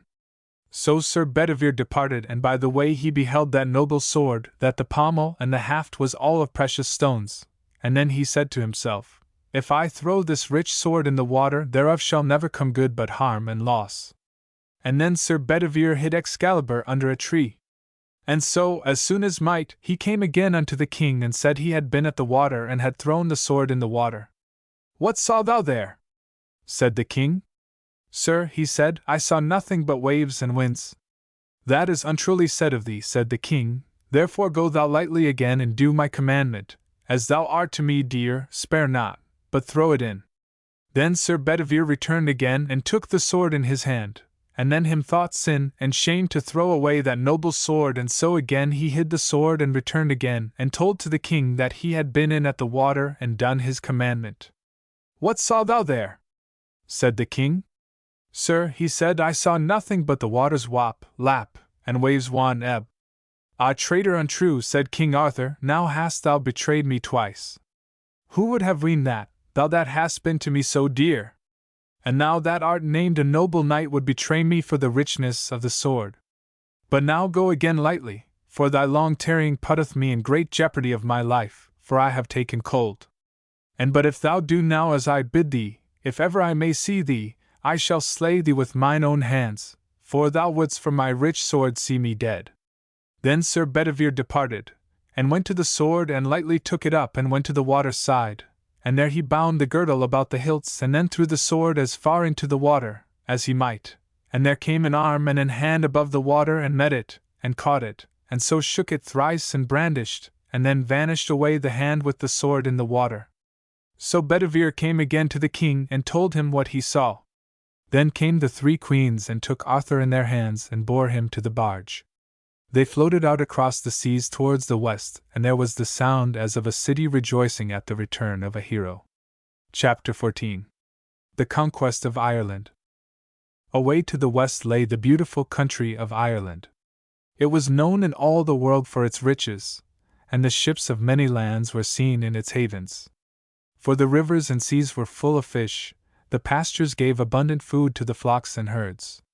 Dark was the shadow of the corn in their fields, of which great plenty was sent overseas, and rich was the harvest of their orchards. Merchants came laden with spices, figs, pepper, and ginger, with wine and carpets and many things from the east to offer in exchange for their wealth. It was the home of craftsmen, skillful in all manner of handiwork.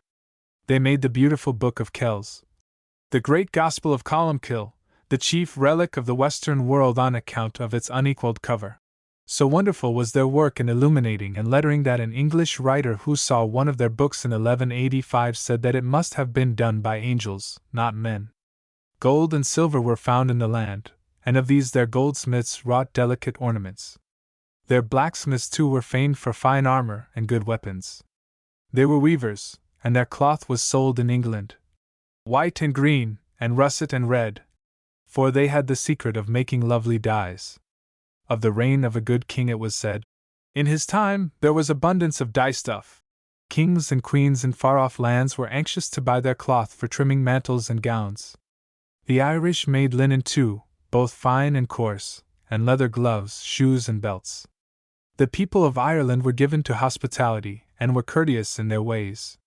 They loved rich clothes and beautiful things, and in their stories and songs you may still read of the fine golden goblets and beakers of horn from which they quaffed their ale, of the dress of cloth of gold that the lady donned when she entertained the poets, of the crimson velvet mantle bordered with black velvet that the chieftain wore on feast days, of their wide-hanging linen sleeves. An Englishman wrote, 30 yards are little enough for one of them. They were singers and makers of song like the Saxon people.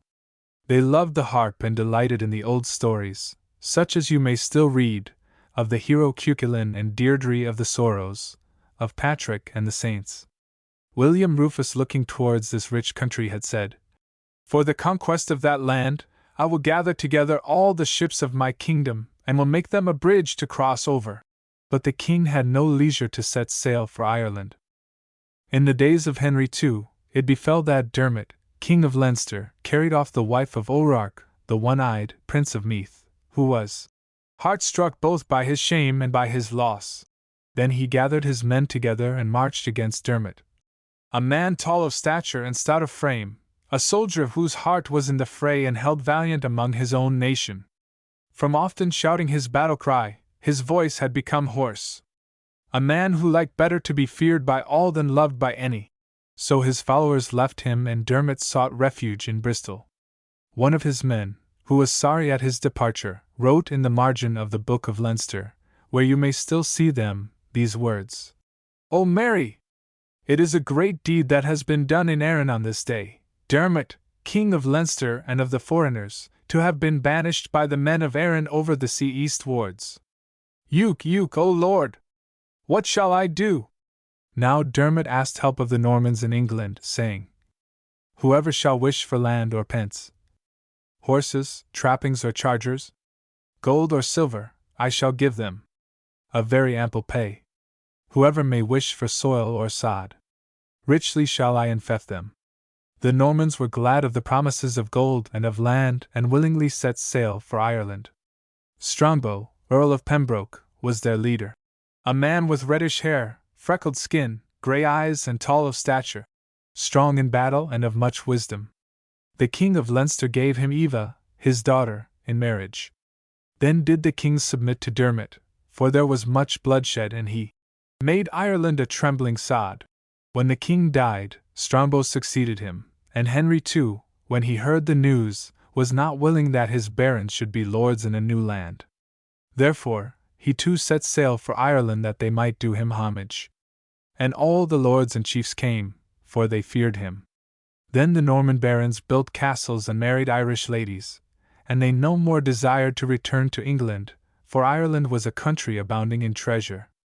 The old chieftains of Erin prospered under these princely English lords, who were the chief rulers and who had given up their surliness for good manners, their stubbornness for sweet mildness, and their perverseness for hospitality. So Ireland prospered, but it is not easy to find out its ancient history, for many of the old books have been lost or burnt, and some have been used as though they were of no account. By long lying shut and unused, says one writer, hundreds of years ago, I could hardly read. And, by tailors being suffered to cut the leaves of the books in long pieces to make their measure, many pages are missing. Chapter 15. The Coming of the Friars. About this time, Francis, the son of a merchant, was born in Italy in the town of Assisi. When he grew up, his parents were very proud of him and gave him much money, for he dressed gaily, feasted often, and led the young men of fashion. Then it chanced that he fell ill, and, as he lay upon his bed, he thought of the sick and the poor, of the rich monks and the idle priests, and he made up his mind when he grew well to live as Christ lived among men. He left his father and mother, to their great sorrow. He gave all he had to the poor and dwelt near a ruined chapel beyond the city gates. There he busied himself in rebuilding the chapel, and when he came amongst men it was with a cheerful countenance and a merry heart to do them service. Though many laughed at him, some desired to become his followers. And those who took upon themselves that life gave away to the poor all that they chanced to have. And they were content with one tunic patched as they required, within and without, together with a girdle and breeches. In the heat of the day, on the dusty roads, Francis and his companions trudged along, singing songs of joy and cheering those whom they chanced to meet. At night, they sometimes lay out of doors, singing praises all the while of Sister Moon and the stars bright and precious and comely, and watching for the rising of the sun, that doth illumine us with the dawning of day. For food, they labored or begged, and of that which was left they gave to the poor. One day, when they had done their begging, they met together to eat in a place without the city, where was a fine fountain, and hard by a fine broad stone, upon which each set the alms that he had begged. And Francis, seeing that Brother Massio's pieces of bread were more and finer and larger than his own, rejoiced with great joy and said, Brother Massio, we are not worthy of such vast treasures. And when he repeated many times these words, Brother Massio made answer, Father, how can one speak of treasure, where is such poverty and lack of all things whereof we are in need? Here is not cloth, nor knife, nor plate, nor porringer, nor house, nor table, nor manservant, nor maidservant. Quoth Francis, and this it is that I account vast treasure, wherein is no thing at all prepared by human hands, but whatsoever we have is given by God, as doth appear in the bread that we have broken, in the table of stones so fine, and in the fount so clear. Wherefore I will that we pray unto God that he make us love with all our heart the treasure of holy poverty, which is so noble that thereunto did God himself become a servitor. Of his courtesy and love towards all creatures on the earth, many stories are told. And as with great fervor he was going on the way, he lifted up his eyes and beheld some trees hard by the road, whereon sat a great company of birds well nigh without number, whereat Francis marveled and said to his companions, Ye shall wait for me here upon the way, and I will go to preach unto my little sisters the birds.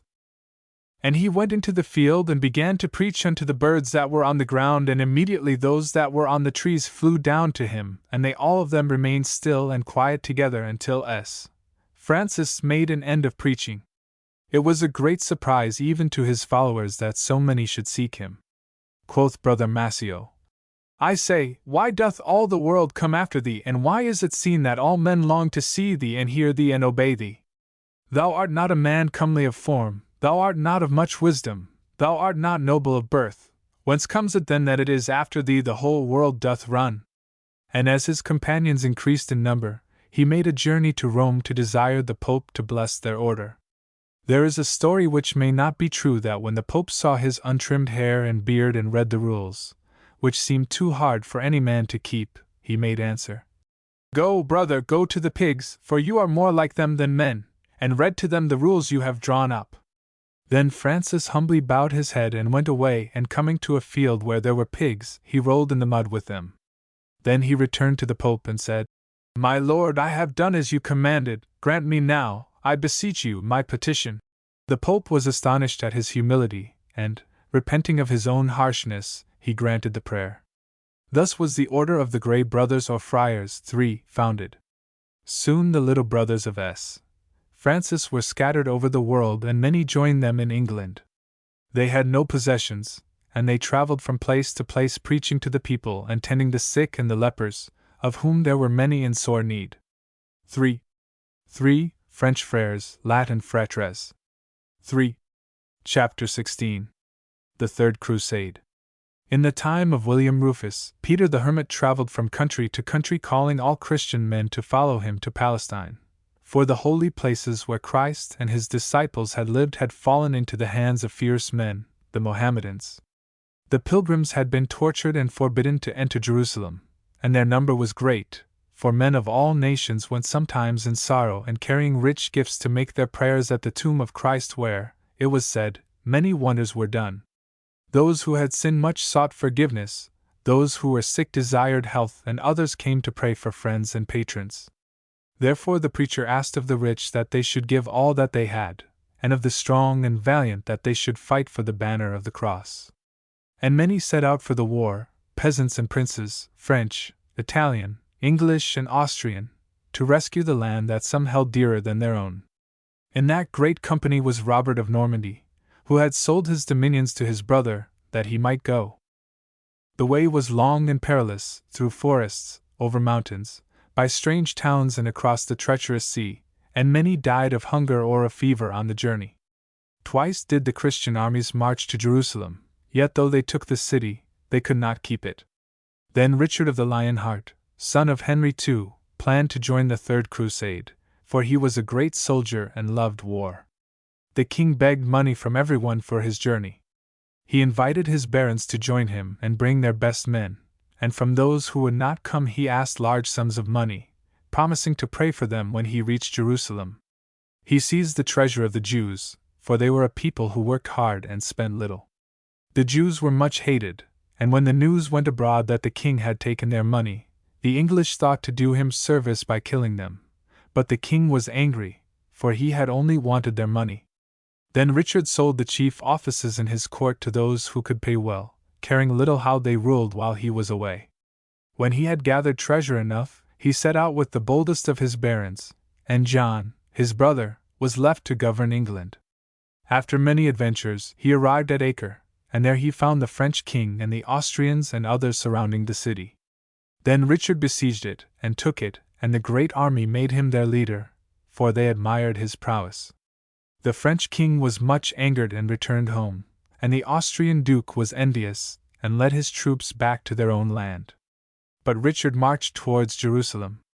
Over the burning desert went the soldiers in their armor, so heavy that if a man fell from his horse, he would be stifled to death unless a comrade were near to raise him, and the horses found it heavy work in the shifting sand. At the rear of the army rode the Knights Hospitallers, who had made vows to succor the wounded and those who fell by the way, and for this service they were held in high esteem. The enemy watched in hiding to cut off the stragglers by the way. Mounted on swift Arab steeds and clothed in light garments, they moved rapidly, and the poisoned arrow was a deadly weapon. When the tired soldiers came in sight of Jaffa, it was the season of oranges and the time of vintage was at hand, so there they made a camp. Much refreshed they marched within 12 miles of Jerusalem, but the weather was bad and their tents were torn up and whirled away. The horses perished of cold, and the stores were spoiled and their armor grew rusty, and many fell ill from long sojourn in this land. There, too, Richard received a letter telling him that his brother John was plotting to take away his inheritance, and that the King of France intended to make war on Normandy.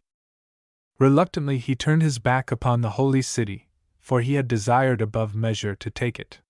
When one of the knights would have pointed it out to him in the camp, he snapped the switch he held in his hand and cast his surcoat over his head, praying with tears, O Lord God, suffer not mine eyes to behold thy holy city, since thou wilt not suffer me to deliver it out of the hands of thine enemies. Now the Mohammedans held Richard in great awe. When the officers returned to their master after a battle, he asked them mockingly whether they were bringing Richard in chains, and they answered, No, O king, for a surety that this Richard of whom you inquire is not like other men. In all time, no such soldier has been seen or heard of, no warrior so stout, so valiant, or so skilled. His onset is terrible, it is death to encounter him, his deeds are more than human. Then Richard made a truce with the valiant Saladin, the ruler of the Mohammedans, and this was to last 3 years and 3 months and 3 days and 3 hours, and once again pilgrims were allowed to visit the tomb of Christ. Now the king dared not return through France for fear of the French monarch, therefore he pretended he was a rich merchant, and hiring 2 ships he sailed for Austria, hoping to make his way through that land in disguise. But the Duke of Austria hated him almost as much as did the French king. One evening, Richard sent his page into a city for food, and by mistake he carried the king's gloves in his belt, and on them was embroidered the golden lion of England. And the lord of the castle, happening to be in the marketplace, saw these and gave orders to follow. Then Richard was captured and cast into a dungeon to await the duke's pleasure.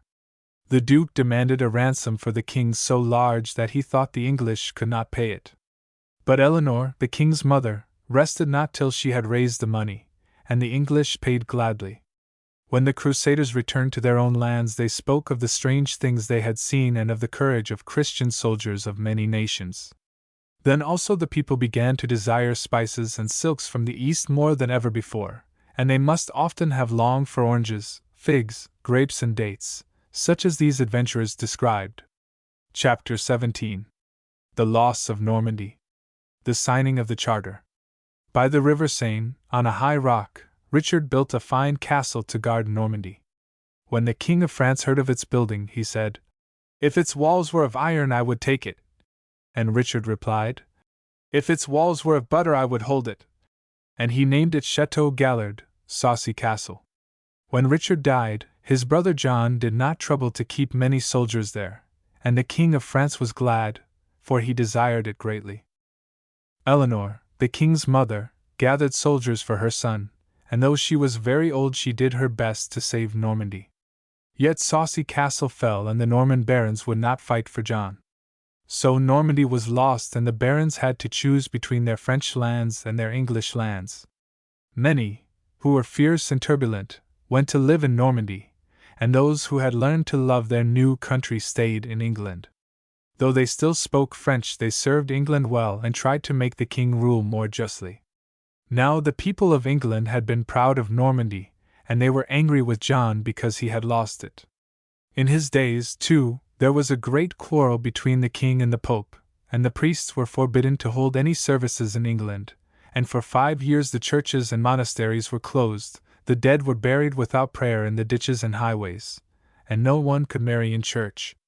The images of saints were taken down and veiled. The frequent tinkle of the convent bell no longer told the serf at the plough how the weary hours were passing or guided the traveler through the forest to a shelter for the night. The people grew afraid, and they hated the king, who was the cause of much evil. Yet John did not care, and he would not receive the new archbishop whom the pope had sent. Then the pope banished the king from the church and declared him an outlaw, whose life any man might take, and still the king had no fear. At last, the pope offered the English crown to the French king, and John knew that the French king was a dangerous enemy, therefore he promised to do whatever the pope wished. So the new archbishop, Stephen Langton, was received by the king. Soon he began to talk with the barons of the wrongs that the king did daily in the land, and they searched for the old charter that Henry I had given his people. Then they drew up the great charter, asking the king to grant them justice. John met the barons and the archbishop in a meadow near Windsor, called Runnymede. When he saw the charter, he said, "These articles are pure foolishness. Why do they not ask me for the kingdom at once? I will never give them such freedom as would make me a slave."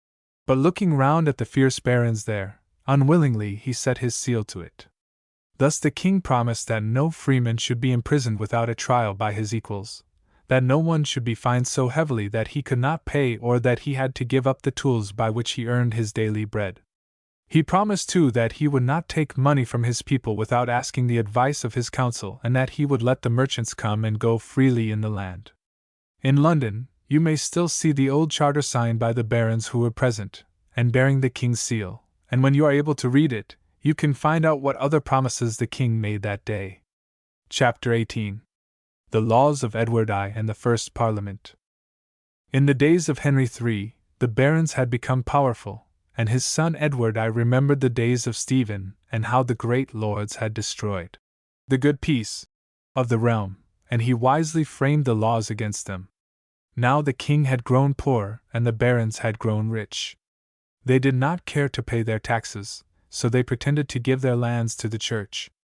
These lands were then in the dead hand, because the church held them forever and owed nothing to the king. Yet all the time, the priests took their share and the lands were still held by the barons, free of all dues to the king. So the king forbade any man to give lands to the church without his permission. Again, many had taken lands which did not belong to them and seized the king's dues in the courts, and no one had made inquiries since Doomsday Book was written. The king sent round his messengers to ask by what right they held their lands and courts, and the barons were angry. One man drew out his sword and defied the king, saying, "My ancestors came over with William and won the lands with their sword, and with the sword I will keep them." The king made other laws and the barons feared him. Edward desired that the people in the towns should prosper, for he hoped to get money from the traders. Much complaint was made that the roads were in danger from lurking bands of robbers and the cities too were unguarded. The merchants suffered most, for their mule packs, carrying merchandise, had to be strongly guarded. So the king gave orders concerning the watch and ward and bade the townsmen search out the evildoers or pay heavy fines for every crime done in their boundaries. The gates of the towns were to be shut from sunset to sunrise, and the trees and undergrowth were to be cut down for a distance of 200 feet on either side of the highway, lest they gave shelter to men with evil intent. Then the king planned to take not only from the richest of the nobles and the priests but also from the treasure chests of the citizens. When he was about to make war and desired money, he sent out a letter asking not only the bishops and barons to meet him but 2 knights from every shire and 2 citizens from every city and 2 burgesses from every borough. The newcomers were at first flattered to sit with the great barons, but soon they found it very troublesome, for the king asked for much money, the journey to the meeting place was often long and dangerous, and the king would take no excuses for absence. Then the members began to find fault with the king and to ask how he spent the money, and they made even the strong man Edward sign again the Great Charter. There is an old picture of one of these parliaments, and in it the artist has drawn, not only the 2 archbishops seated on either side of the king but also the King of Scotland and the Prince of Wales.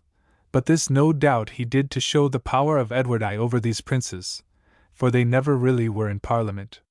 The judges sat on the 4 woolsacks which faced one another. On the right of the king sat the archbishops, bishops and abbots, on the left, the great lords, and opposite him the commons stood. Chapter 19.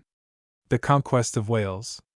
In the old days the Britons had fled before the Northmen, who came conquering from the eastward, but those who dwelt in the mountain fastnesses of the west had been secure from Saxon and Norman foes. Their country was called Wales, or the land of the foreigner, by all who heard of it. Between England and Wales lay the borderland or marches as the Normans named it, and there the troublesome Norman barons had been given lands by the king to keep them far from the court and busy with their wild neighbors. When Edward ruled in England, Llewellyn, towering above the rest of men, with his long red lance and red helmet of battle, crested with a fierce wolf, was Prince of Snowdon. The bards sang of his fame and prophesied that he should rule from sea to sea. Men spoke of the return of King Arthur, they whispered that the Northmen should be driven back to their fatherland, and the nation waited in expectation. Llewellyn desired to marry the daughter of one of the lords of the marches and to find friends among those barons. Edward, fearing this, captured the bride on her way to Wales and summoned the prince to London to do homage for his lands, but he would not come. "We dare not submit to Edward," said the Welsh, "nor will we suffer our prince to do so, nor do homage to strangers whose tongue, ways, and laws we know not of." So the king raised an army and marched into their country by way of the old Roman road along the north coast. His army marched untroubled with heavy stores and baggage, for Edward was a great soldier and had planned that his fleet should attend him, sailing in sight of the coast, till they reached the island of Anglesey, the granary of the Welsh. As he marched, he gave orders to build strong castles. Builders and architects were as busy as soldiers, and there was great rivalry amongst them. Some boasted of the number of towers, some of their size, some of the speed at which they were able to build. The fine castle of Conway was made from the stones of a stronghold close by. Carnarvon and Beaumaris were built to guard the island of Anglesey, and Caerphilly looked towards the lands of the South Welsh. Llewellyn, hidden in the wilds of Snowdon, hoped ever that the king would risk a march into these unknown paths, but he waited in vain. Then Llewellyn fought on the coast road, but with dismay he saw himself cut off on all sides but one, and, looking towards the south, he knew it to be his only way of escape, and that was the land of his enemies. There, it is said, he died by the treachery of the South Welsh, as he stood upon the bank of a river, but the South Welsh say that he was slain in battle by his enemies, the English.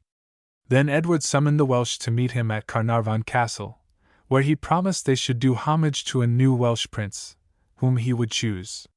When the day came, he showed to them his eldest son, who had just been born at Carnarvon, and they paid homage. Among the laws which he made, he bade the Welsh speak English, but to this day they can speak in their own tongue. "My people," said the Welsh chieftain, "may be weakened by your might and even in great part destroyed, but unless the wrath of God be on the side of its foe it will not perish utterly, nor deem I that other race or other tongue will answer for this corner of the world before the Judge of all at the last days save this people and the tongue of Wales." Chapter 20. The War with Scotland. The old King of Scotland, dying, left his kingdom to his little granddaughter, the Maid of Norway, who was only 7 years old. Edward planned to marry her to his son the Prince of Wales, and so make England and Scotland one kingdom. He sent a ship to bring her from Norway in the winter, and he stored it with good things, with toys and sweetmeats for the voyage. The weather was stormy and Margaret died on the voyage. There was much woe in Scotland and trouble in the English king's mind. Many Scottish nobles claimed the crown and they asked Edward to choose amongst them. It was a difficult matter, but Edward was trusted, for all men praised him as the Lion of Justice. He chose Balliol to rule over them, but this man proved himself of no wisdom and little counsel, and his rivals Bruce and the Red Comyn were more powerful than he. Balliol thought to win favor of the Scots by defying the English king. Edward then harried the land and carried off the Stone of Destiny from Scone. This stone was said to be Jacob's pillow and had been brought to Ireland long ago, and thence into Scotland. On it, all the kings of Scotland had sat to be crowned, and it was put in Westminster Abbey, where it still lies underneath the coronation chair. English barons were sent to rule Scotland, but they were not so wise as Edward, and there was bitterness among the people. In their distress, they found a leader in William Wallace, who drilled them to fight on foot against the foreigner, for they were too poor to buy horses and ride into battle in costly armor. On the field, they stood close together, shoulder to shoulder, awaiting the onslaught of the knights, and then they fought with spear and battle-axe. The English soldiers were taken by surprise, for they had never heard of such a strange army nor seen such steady ranks of men. Edward, however, was a thoughtful general, and he soon learned to use his Welsh archers to trouble the Scots and break their lines. Yet when they were driven from the field, he found he could not rule in Scotland as he had done in Wales, for it was a barren land and the Scots were a hardy people. Now there was a great feud between Bruce and the Red Comyn. One day when the two met, they entered a church to talk, and Bruce killed his foe on the steps of the high altar, and, rushing out, he cried to his men, "I doubt I have slain the Red Comyn." "Ye doubt? I make certain," cried one of his followers as he pushed his way into the church. The people of Scotland were angry for this sin in their hero, but they could not do without him, for Wallace had been caught and hanged as a traitor. So they crowned the Bruce in the old city of Scone, and the golden circlet was placed upon his head by the Countess of Buchan, whose husband was with the invader. Many stories are told of these times and of the high courage of the Scots, for there were great perils in this strife, and there was hunger, and cold, and faithlessness. Hearing of the deeds of this man, who had once paid vows to him, Edward, now an old man, led his armies northward again. There on the borderland he died, leaving this charge to his son, that he should rest neither day nor night till he was Prince of Scotland also. Yet the young king turned his face towards London to make ready for his coronation and wedding. Then the Bruce became indeed King of Scotland, and 7 years afterwards, when it was too late, the English king marched with his men to the field of Bannockburn. There he was defeated, and from the shame of that day he could never escape. The Scots harried the north of England for many a year. They rode on swift ponies, carrying only a tin platter and a bag of oatmeal for food, drinking from the streams and eating flesh when they could catch wild deer or mountain sheep or the fat oxen in the pastures. It was a hard matter to find this army, for they rode hither and thither silently, surely and swiftly. Thus was Scotland separated from England for many a generation. Chapter 21. The War with France. In the days of the courteous knight and king, Edward III, a great war was waged with France, for the English merchants complained bitterly that the French had troubled them as they passed bearing wool to the great markets. So bold had the French become that they had harried the Isle of Wight and burned many villages along the southern shore. As the king passed overseas to make war, he came in sight of the harbor of Sluys. And when he saw so great a number of ships that their masts seemed to be like a great wood, he demanded of the master of his ship what people he thought they were. He answered and said, Sir, I think they be men laid here by the French king, and they have done great displeasure in England, burnt your town of Southampton and taken your great ship, Christopher. Ah, quoth the king, I have long desired to fight with the Frenchmen, and now shall I fight with some of them by the grace of God and George. The battle began with the sound of trumpets and drums and other kinds of music, and it endured from the morning till noon, for their enemies were 4-1 and all good men of the sea.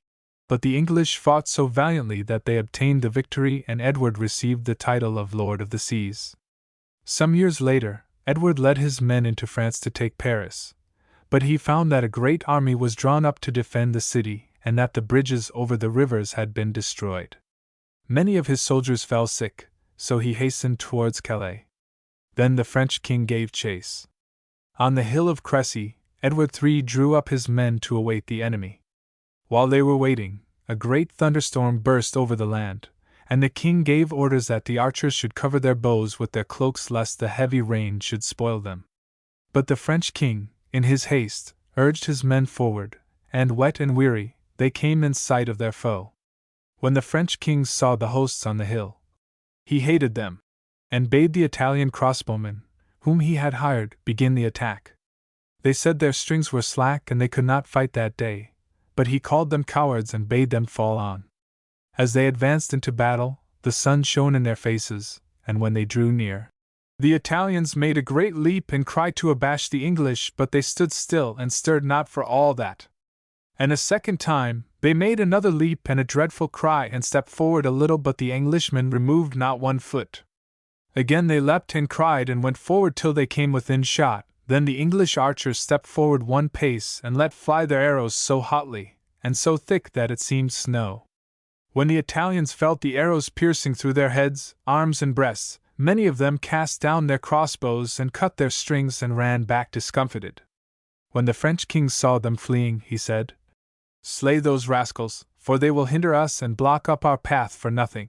Then the men-at-arms dashed in among them and killed a great number, and still the English kept shooting wherever they saw the thickest press, and the sharp arrows ran into the men-at-arms and into their horses, and many fell among the Italians, and when they were down they could not get up again, for the press was so thick that one overthrew the other. It was in this battle that gunpowder was first used, but the cannon was only fired once an hour, and then it frightened those who stood by more than the enemy. The Prince of Wales, who was but 16 years old, was hard pressed by the horsemen of France, and the knights under his banner sent a messenger to his father, the king, who was watching the battle from a windmill on the hill. Is my son dead or hurt or felled to the ground? Asked Edward. No, sir, but hardly pressed. Then go back to them that sent you and tell them to send to me no more whatever betide as long as my son is alive, and bid them let him win his spurs, for, please God, I wish this day and the honor thereof to be his and those that are with him. And they that heard it were greatly encouraged. The old king of Bohemia, fighting for the French, was led into battle by 4 of his comrades, for he was dim of sight. There he fell fighting, and his crest of 3 black feathers, with the motto, Ich dying I serve, was taken by the prince and has been worn by his successors ever since. The French king was wounded and his soldiers scattered in dismay. Then the English made great fires and lighted up torches and candles, for it was very dark. And the king came down to the field and said to his son, Fair son, God give you good perseverance, ye are my good son, thus ye have acquitted you nobly, ye are worthy to keep a realm. The prince inclined himself to the earth, honoring his father. Chapter 22. The war with France continued. Calais was the great port of northern France. It was a strong town, and the king besieged it. For 11 months it held out against him. The king was sore displeased that he should tarry so long before its gates, and when the citizens desired to make peace he demanded that 6 burgesses, bareheaded, barefooted, in their shirts, with halters about their necks and with the keys of the castle and town in their hands, should give themselves as a ransom for the inhabitants. The bell in the market-place was sounded, and the people assembled. When they heard this, they began to weep and make much sorrow. At last the richest burgess of all the town, called Eustace of St. Pierre, rose up and said openly, Sirs, great and small, great mischief it should be to suffer such people as be in this town to die by famine or otherwise, wherefore to save them, I will be the first to put my life in jeopardy. Then another honest burgess rose and said, I will keep company with my gossip Eustace. And so the 6 offered themselves and went and apparelled them as the king desired. When they were brought into the camp, they begged for mercy.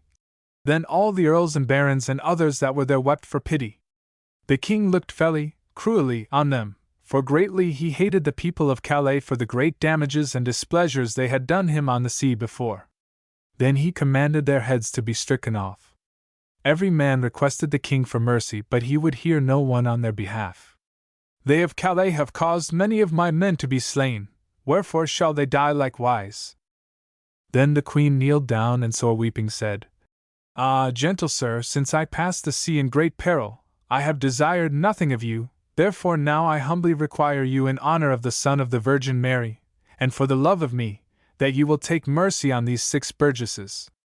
The king beheld the queen and stood still in a study a space, and then said, Ah, dame, I would ye had been now in some other place, ye make such requests to me that I cannot deny you. Wherefore I give them to you and do your pleasure with them. Then the queen caused them to be brought into her chamber and made their halters to be taken from their necks and caused them to be new clothed and gave them dinner at their leisure, and then gave them each some gold and made them to be brought out of the host in safeguard and set at their liberty. This is the story told by Froissart, who attended on the queen, and thus did Calais fall into the hands of the English, and over its portals the conquerors inscribed the proud boast. Then shall the Frenchman Calais win, when iron and lead like cork shall swim. Chapter 23. The Black Death, and the Peasants' Revolt. In those days the great men of the land were rich, and they dressed gaily in silk and fur, gorgeous were their jewels, and their scabbards were decked with beauteous workmanship.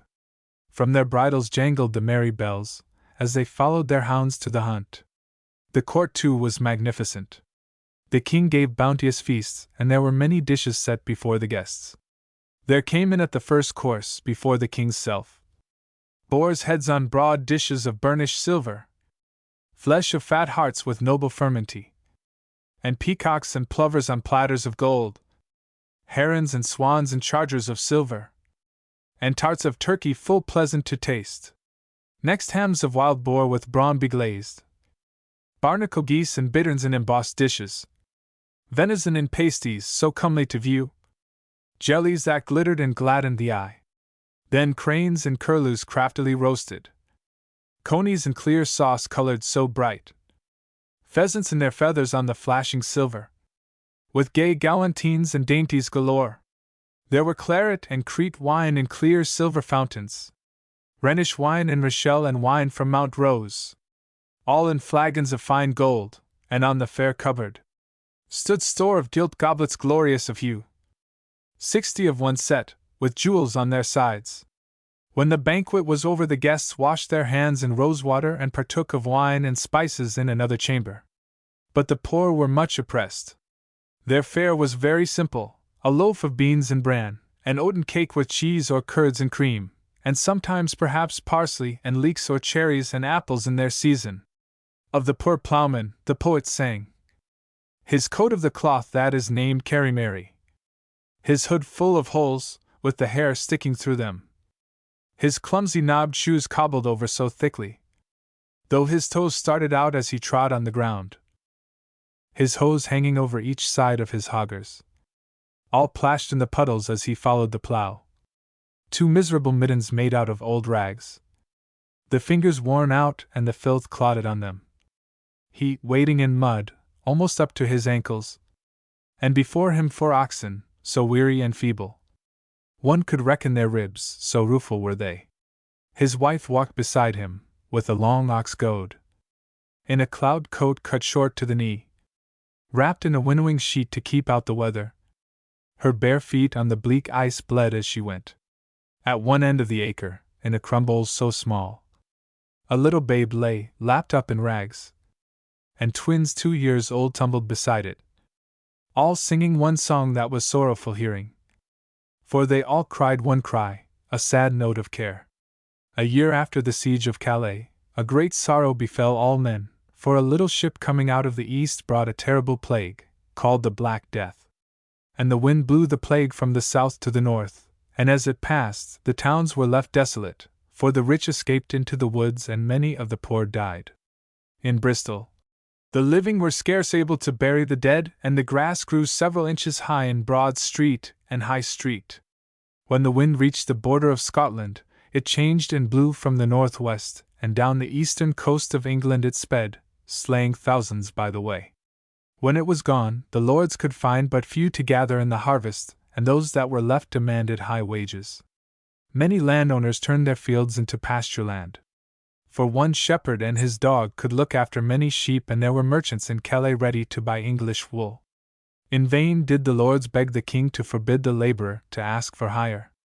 If a man fled from his lord's land, whereon he was born, he should be branded with the letter F for fugitive. But still the peasants got away and offered themselves for hire in other places, and those for whom they labored were glad to have them. The peasants had many grievances. The wars with France had cost much money, and the taxes were heavy. There were few who gave thought to the laborer and his troubles, for the monks had become idle and rich, and the friars had forgotten their vows and the priests their duties. Among the people, there was a band of sturdy men, who had learned to read and who took ideas of freedom from the Bible. They preached that the peasants should take up arms against the king and his lords, for they said, "They are clothed in velvet and warm in their furs and their ermine, while we are covered with rags. They have wine and spices and fine bread, and we oat cake and straw and water to drink. They have leisure and fine houses, we have pain and labor, the wind and the rain in the fields. Yet it is of us and our toil that these men hold their state." And the people said, "When Adam delved and Eve span, who was then the gentleman?" So the peasants planned to march to London to seek the new king, the boy Richard II, who was but 15 years old, and, armed with clubs, rusty swords and axes, with old bows, reddened by the smoke of the chimney corner, and old arrows with only one feather, they came to the city, only to find that the gates were shut. Then they threatened to burn and slay, and the citizens in their fear said, "Why do we not let these good people enter into the city? They are our fellows, and what they do is for us." So the gates of the city were opened, and the peasants sat down in the houses to eat and drink, and afterwards they burned the dwellings of foreigners and great lords and slew many. The king was left alone in the tower, for the courtiers had fled, and desiring to speak with the rebels, he rode out to an open space beyond the city where they were gathered, and there he entered in among them and said to them sweetly, "Ah, ye good people, I am your king. What lack ye?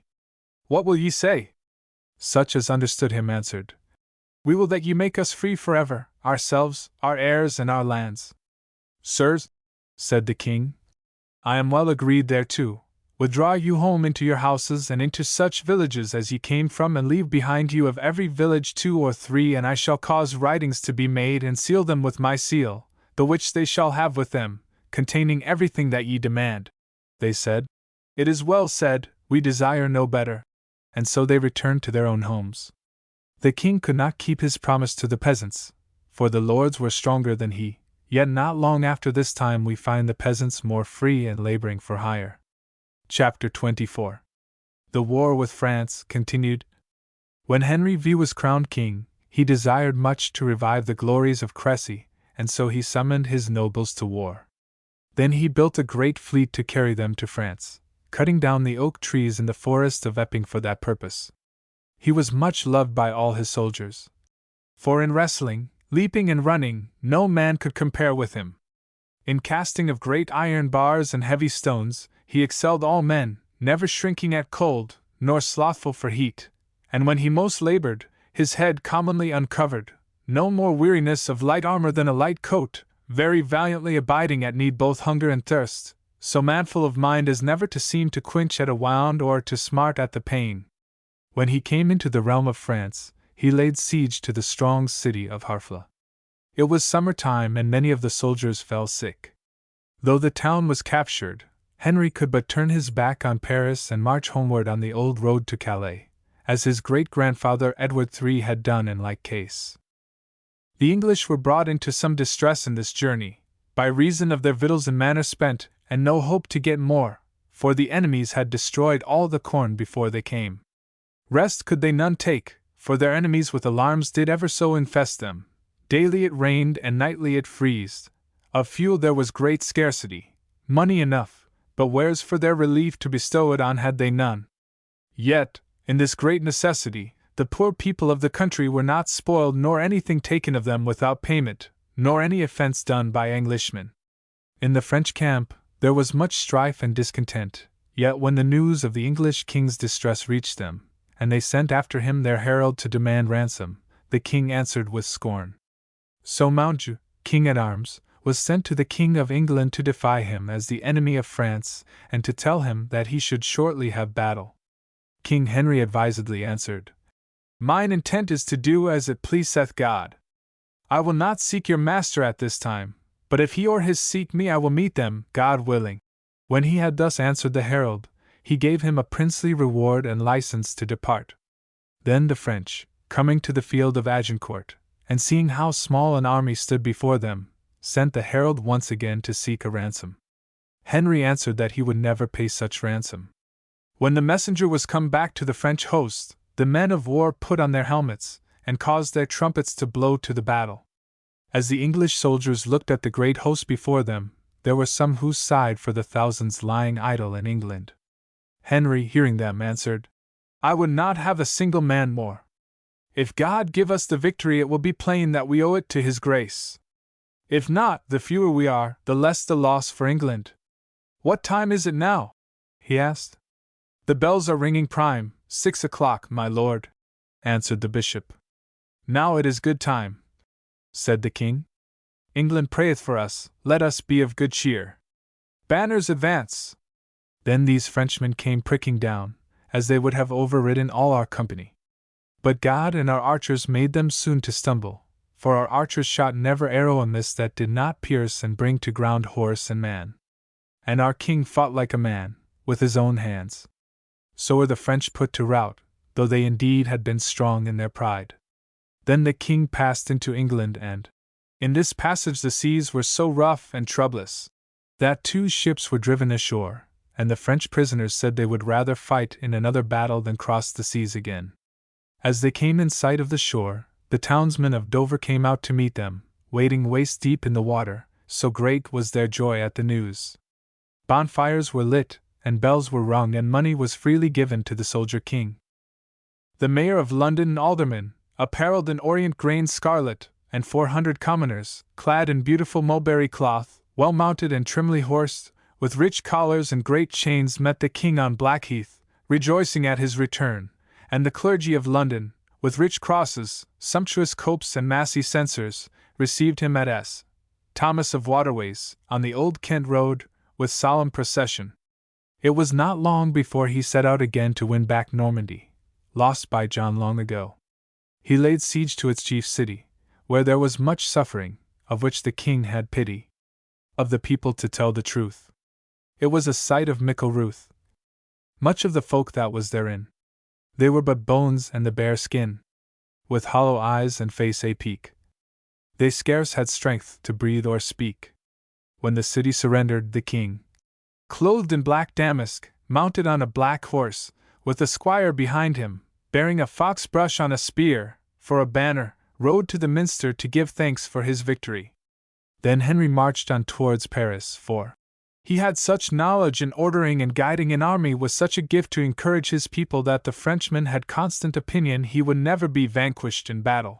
The Dauphin of France was idle and the old French king ill, so it befell that Henry married the French princess and ruled northern France. To the sorrow of all men he died soon after, and his son when he grew up had many troubles, for in those days a soldier was held more in honor than a poet and a dreamer. Some years after Henry's death, Joan of Arc appeared to rescue her land from the enemy, for there was no hope either in the Dauphin who should have been its king or among the French lords who had lost their honor. Joan described how it happened to her in these words. At the age of 13, I had a voice from God to guide me, and the first time I was very frightened. This voice came at the hour of noon in summertime, in my father's garden. It was on a fast day. I heard the voice on the right side where the church is. I saw at the time a great light. Then the Archangel Michael addressed her, desiring that she should have pity on the fair realm of France. She answered him, Messire, I am but a poor maiden. I know not how to ride to the wars or to lead men at arms. But the voices were ever in her ear. When her friends desired her not to go, she answered them, I had far rather rest and spin by my mother's side, for this is no work of my choosing, but I must go and do it, for my Lord wills it. And who is your Lord? They asked. He is God, she said. When she had come with much danger and trouble to the place where the Dauphin lay, she desired to see him, but those that stood round mocked her. Coming into the presence, she said, Gentle Dauphin, my name is Jean the Maid. The heavenly King sends me to tell you that you shall be anointed and crowned in the town of Reims, and you shall be lieutenant of the heavenly King, who is the King of France. After many weary days, the Dauphin considered her message, and he gave to her some of his armed men that she might prove that God was on her side. He bade her go to get back the good city of Orleans, which was in dire need by reason of the great armies of the English encamped round about it. Then was the might of the maid proved, for no sooner had her standard touched the walls of the city than the town was saved. Soldiers, who had scoffed or stood aside, now joined her. Thus was she able to march through the land in triumph to the city of Reims, where it was the custom to crown the kings of France, and in the host there marched the Dauphin. In that city she crowned the king, and the English fell back at the terror of her name. Then kneeling before the king she said, O gentle king, the pleasure of God is done. Would it were his pleasure that I might go and keep sheep once more with my sisters and my brothers. They would be rejoiced to see me again. The king dared not let her go, yet she had many enemies, for the lords of France did not care to think that she had led their armies. To their bitter shame, they made little effort to save her from the English, and she was burned as a witch. From that day, the English gradually lost all France save Calais. So the victories of Henry V were of no avail, and there was much poverty in England and murmuring against the rulers. Chapter 25. New Worlds. The barons came back from France. They were practiced in the art of war, and they turned their homes into strong forts, and their servants into soldiers. Of these they found many who were well versed in arms and ready to fight. They gave them food and lodging for their services and liveries to distinguish them from the followers of their neighbors, and they no longer fought for the king but each for his own gain. The squires in the manors and the merchants in the towns stood in awe of these unruly subjects of the realm, but against them there was no remedy, and every man was forced to choose out a lord to protect him. Of the long wars which these men waged, fighting for the rival princes of York and Lancaster, for the White and the Red Rose, and of the havoc that they wrought in the land, there are many stories. Though the barons made war on one another, the citizens held their markets and fairs and worked with skill in their trades. Foreigners desired to buy, and they were anxious for peace with a country that could give them the finest wool. More ships were built to cross the narrow seas, and they were free to come and go, since England watched them from her two eyes, Calais and Dover. The merchants began to use more of their own good wool, and many skilled craftsmen were needed for cloth making. First the wool was sorted and the coarse taken from the fine, then it was dyed, orange, red, green, russet made from madder, or blue from woad, a flower, which grew abundantly in France. The carder came next, and the spinster spun it into long threads on her distaff. The weaver next doth warp and weave the chain. whilst Puss, his cat, stands mewing for a skein. The cloth was cleaned and thickened by the walkers, who trampled it in a trough of water and stretched it upon tenters to dry. Then came the rower who beat it with teazels to find out all the loose fibers, and the shearman stood by with shears to cut off the knots and ends when they appeared. Before it was sold, the drawer must mend any holes or bad places in it.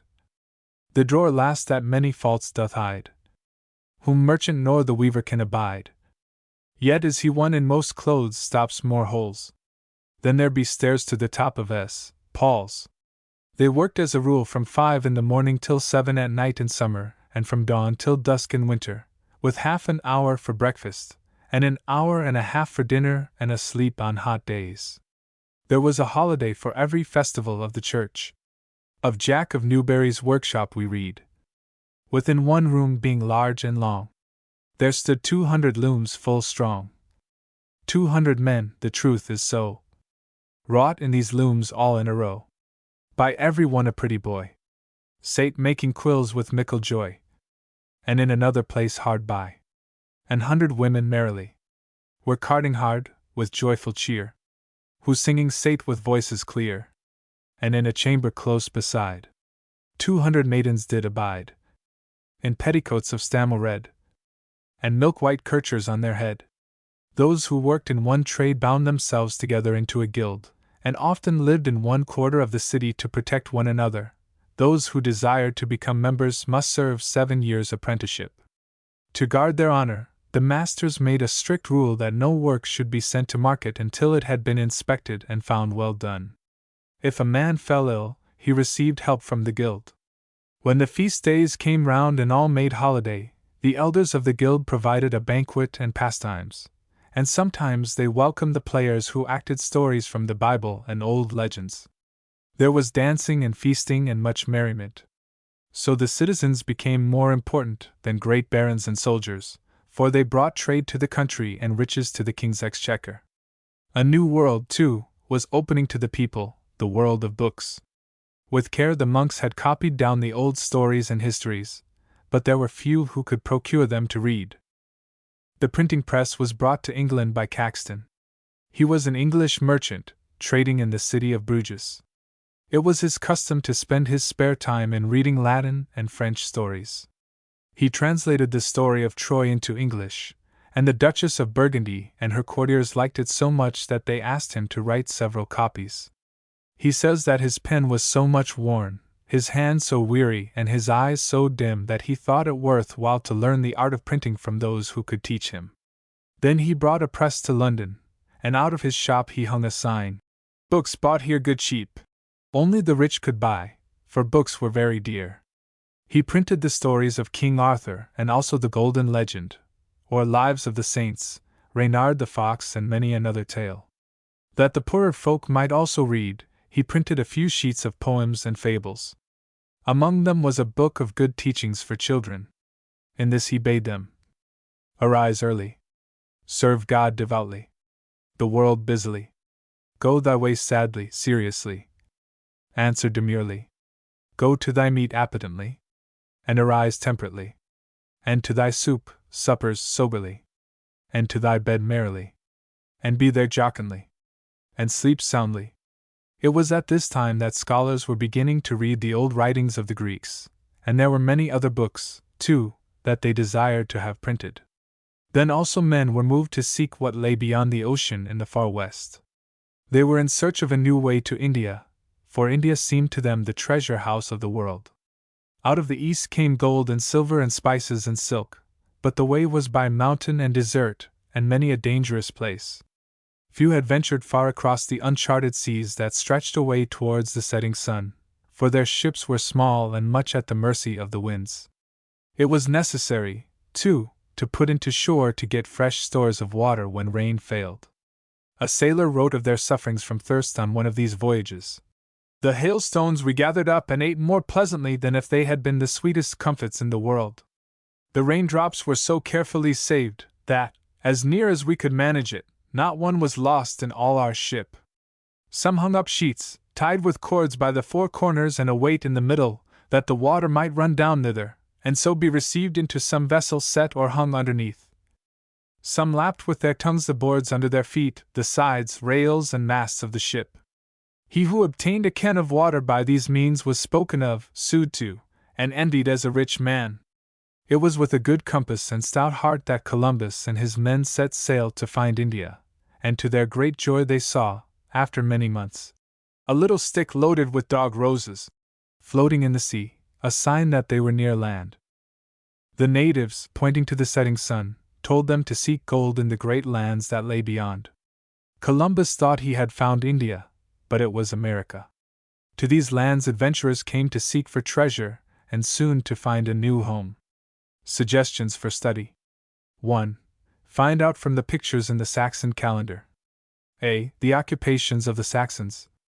B. The instruments they used in farming. C. The kind of dress they wore. C. Trail and Man, Social England. 2. Plan and build a Saxon village, in a sand tray or with clay, etc. 3. Write down what you think the miller and the goose boy would say in the dialogue. 4. Describe a Saxon hall. Read descriptions in Beowulf and Ivanhoe. 5. Look at some old manuscripts, if you can, and make some illuminated letters. 6. Build a monastery in cardboard, paper, or clay. 7. Cut out in paper some figures of Saxons and make a procession on their way to church to keep a festival. 8. Write the story of Alfred's messenger arriving at the monastery to borrow the chronicle for the king's use. 9. Make a piece of tapestry showing a scene from the history of the Normans. 10. What can you discover about the Normans from the pictures of the Bayeux Tapestry? 11. Find out about Hereward the Wake. 12. Build a castle and defend it. 13.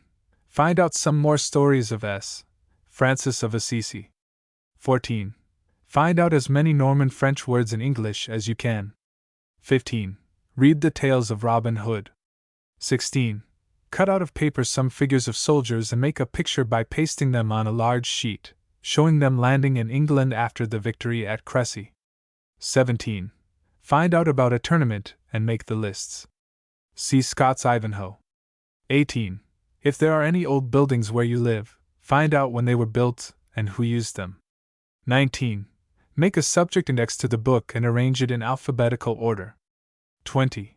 Make a date chart and illustrate it with pictures. Bibliography. Social England, Illustrated.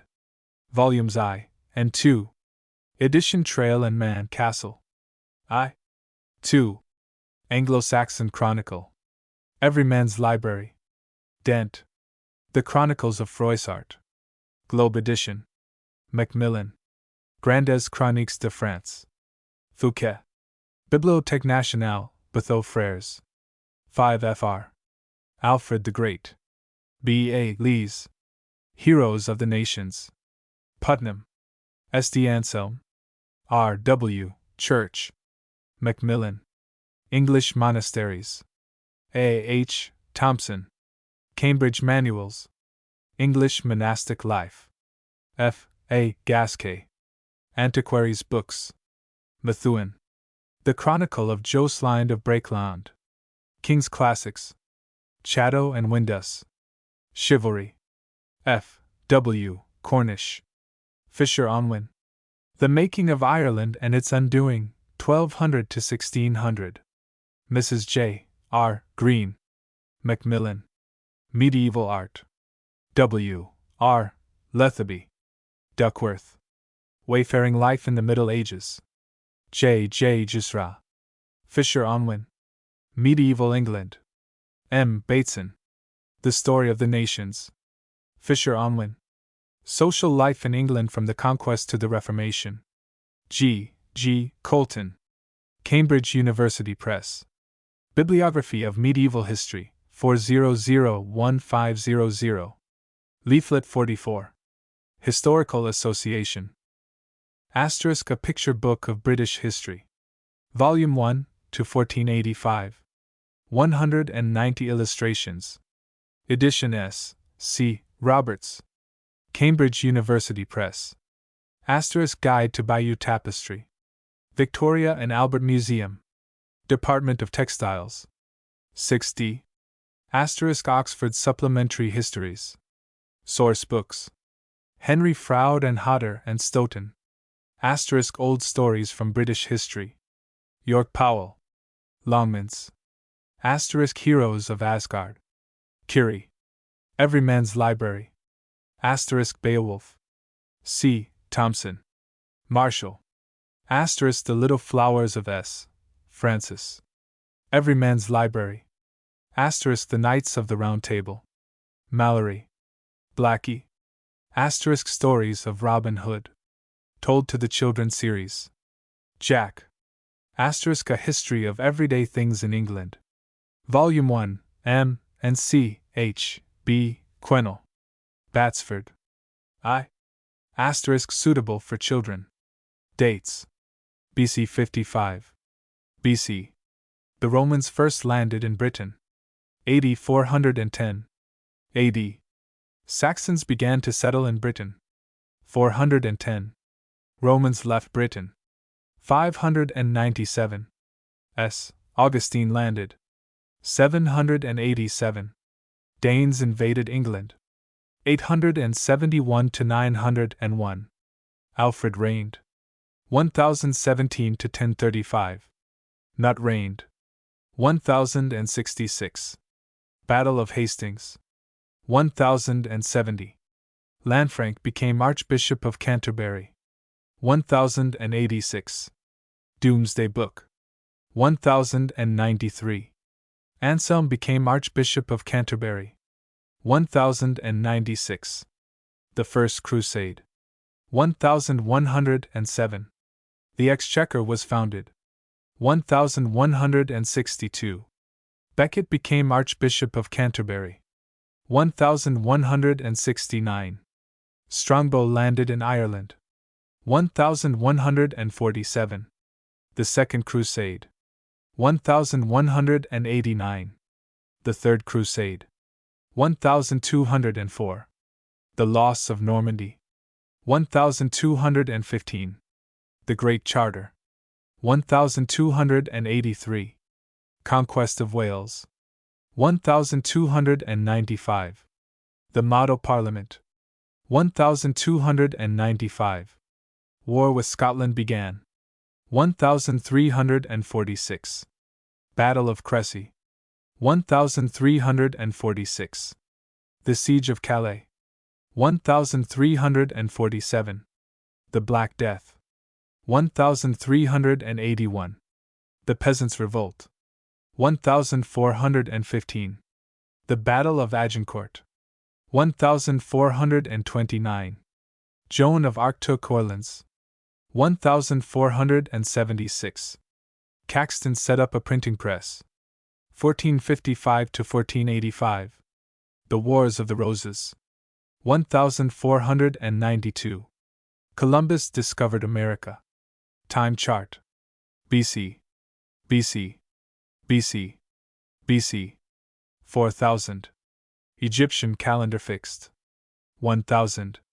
As below. 900. 800. 700. 600. 500. 400. 300. 200. 100. Romans landed in Britain. 3000. Babylon founded. Birth of Christ. AD. AD. 100. 200. 300. 400. Saxons invaded Britain. Hebrews enter Palestine. 500. Augustine landed in Britain. 600. 700. 800. 900. 2000. 1000. William the Norman invaded Britain. 1100. 1200. 1300. 1400. Columbus discovered America. 1500. 1900. 1000. Scale 1 inch to 500 years. The 12 months. In the following pages, 12 pictures are reproduced from a book of hours of the 15th century. All except Feeding Pigs in November were painted by Paul de Limbourg for the Duke of Berry.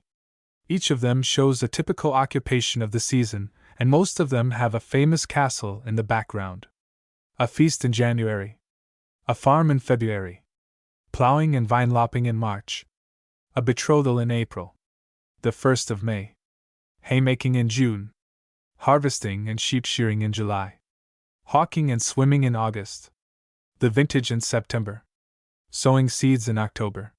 Feeding pigs in November. Hunting boar in December. Cambridge, printed by J.B. Peace, M.A., at the University Press.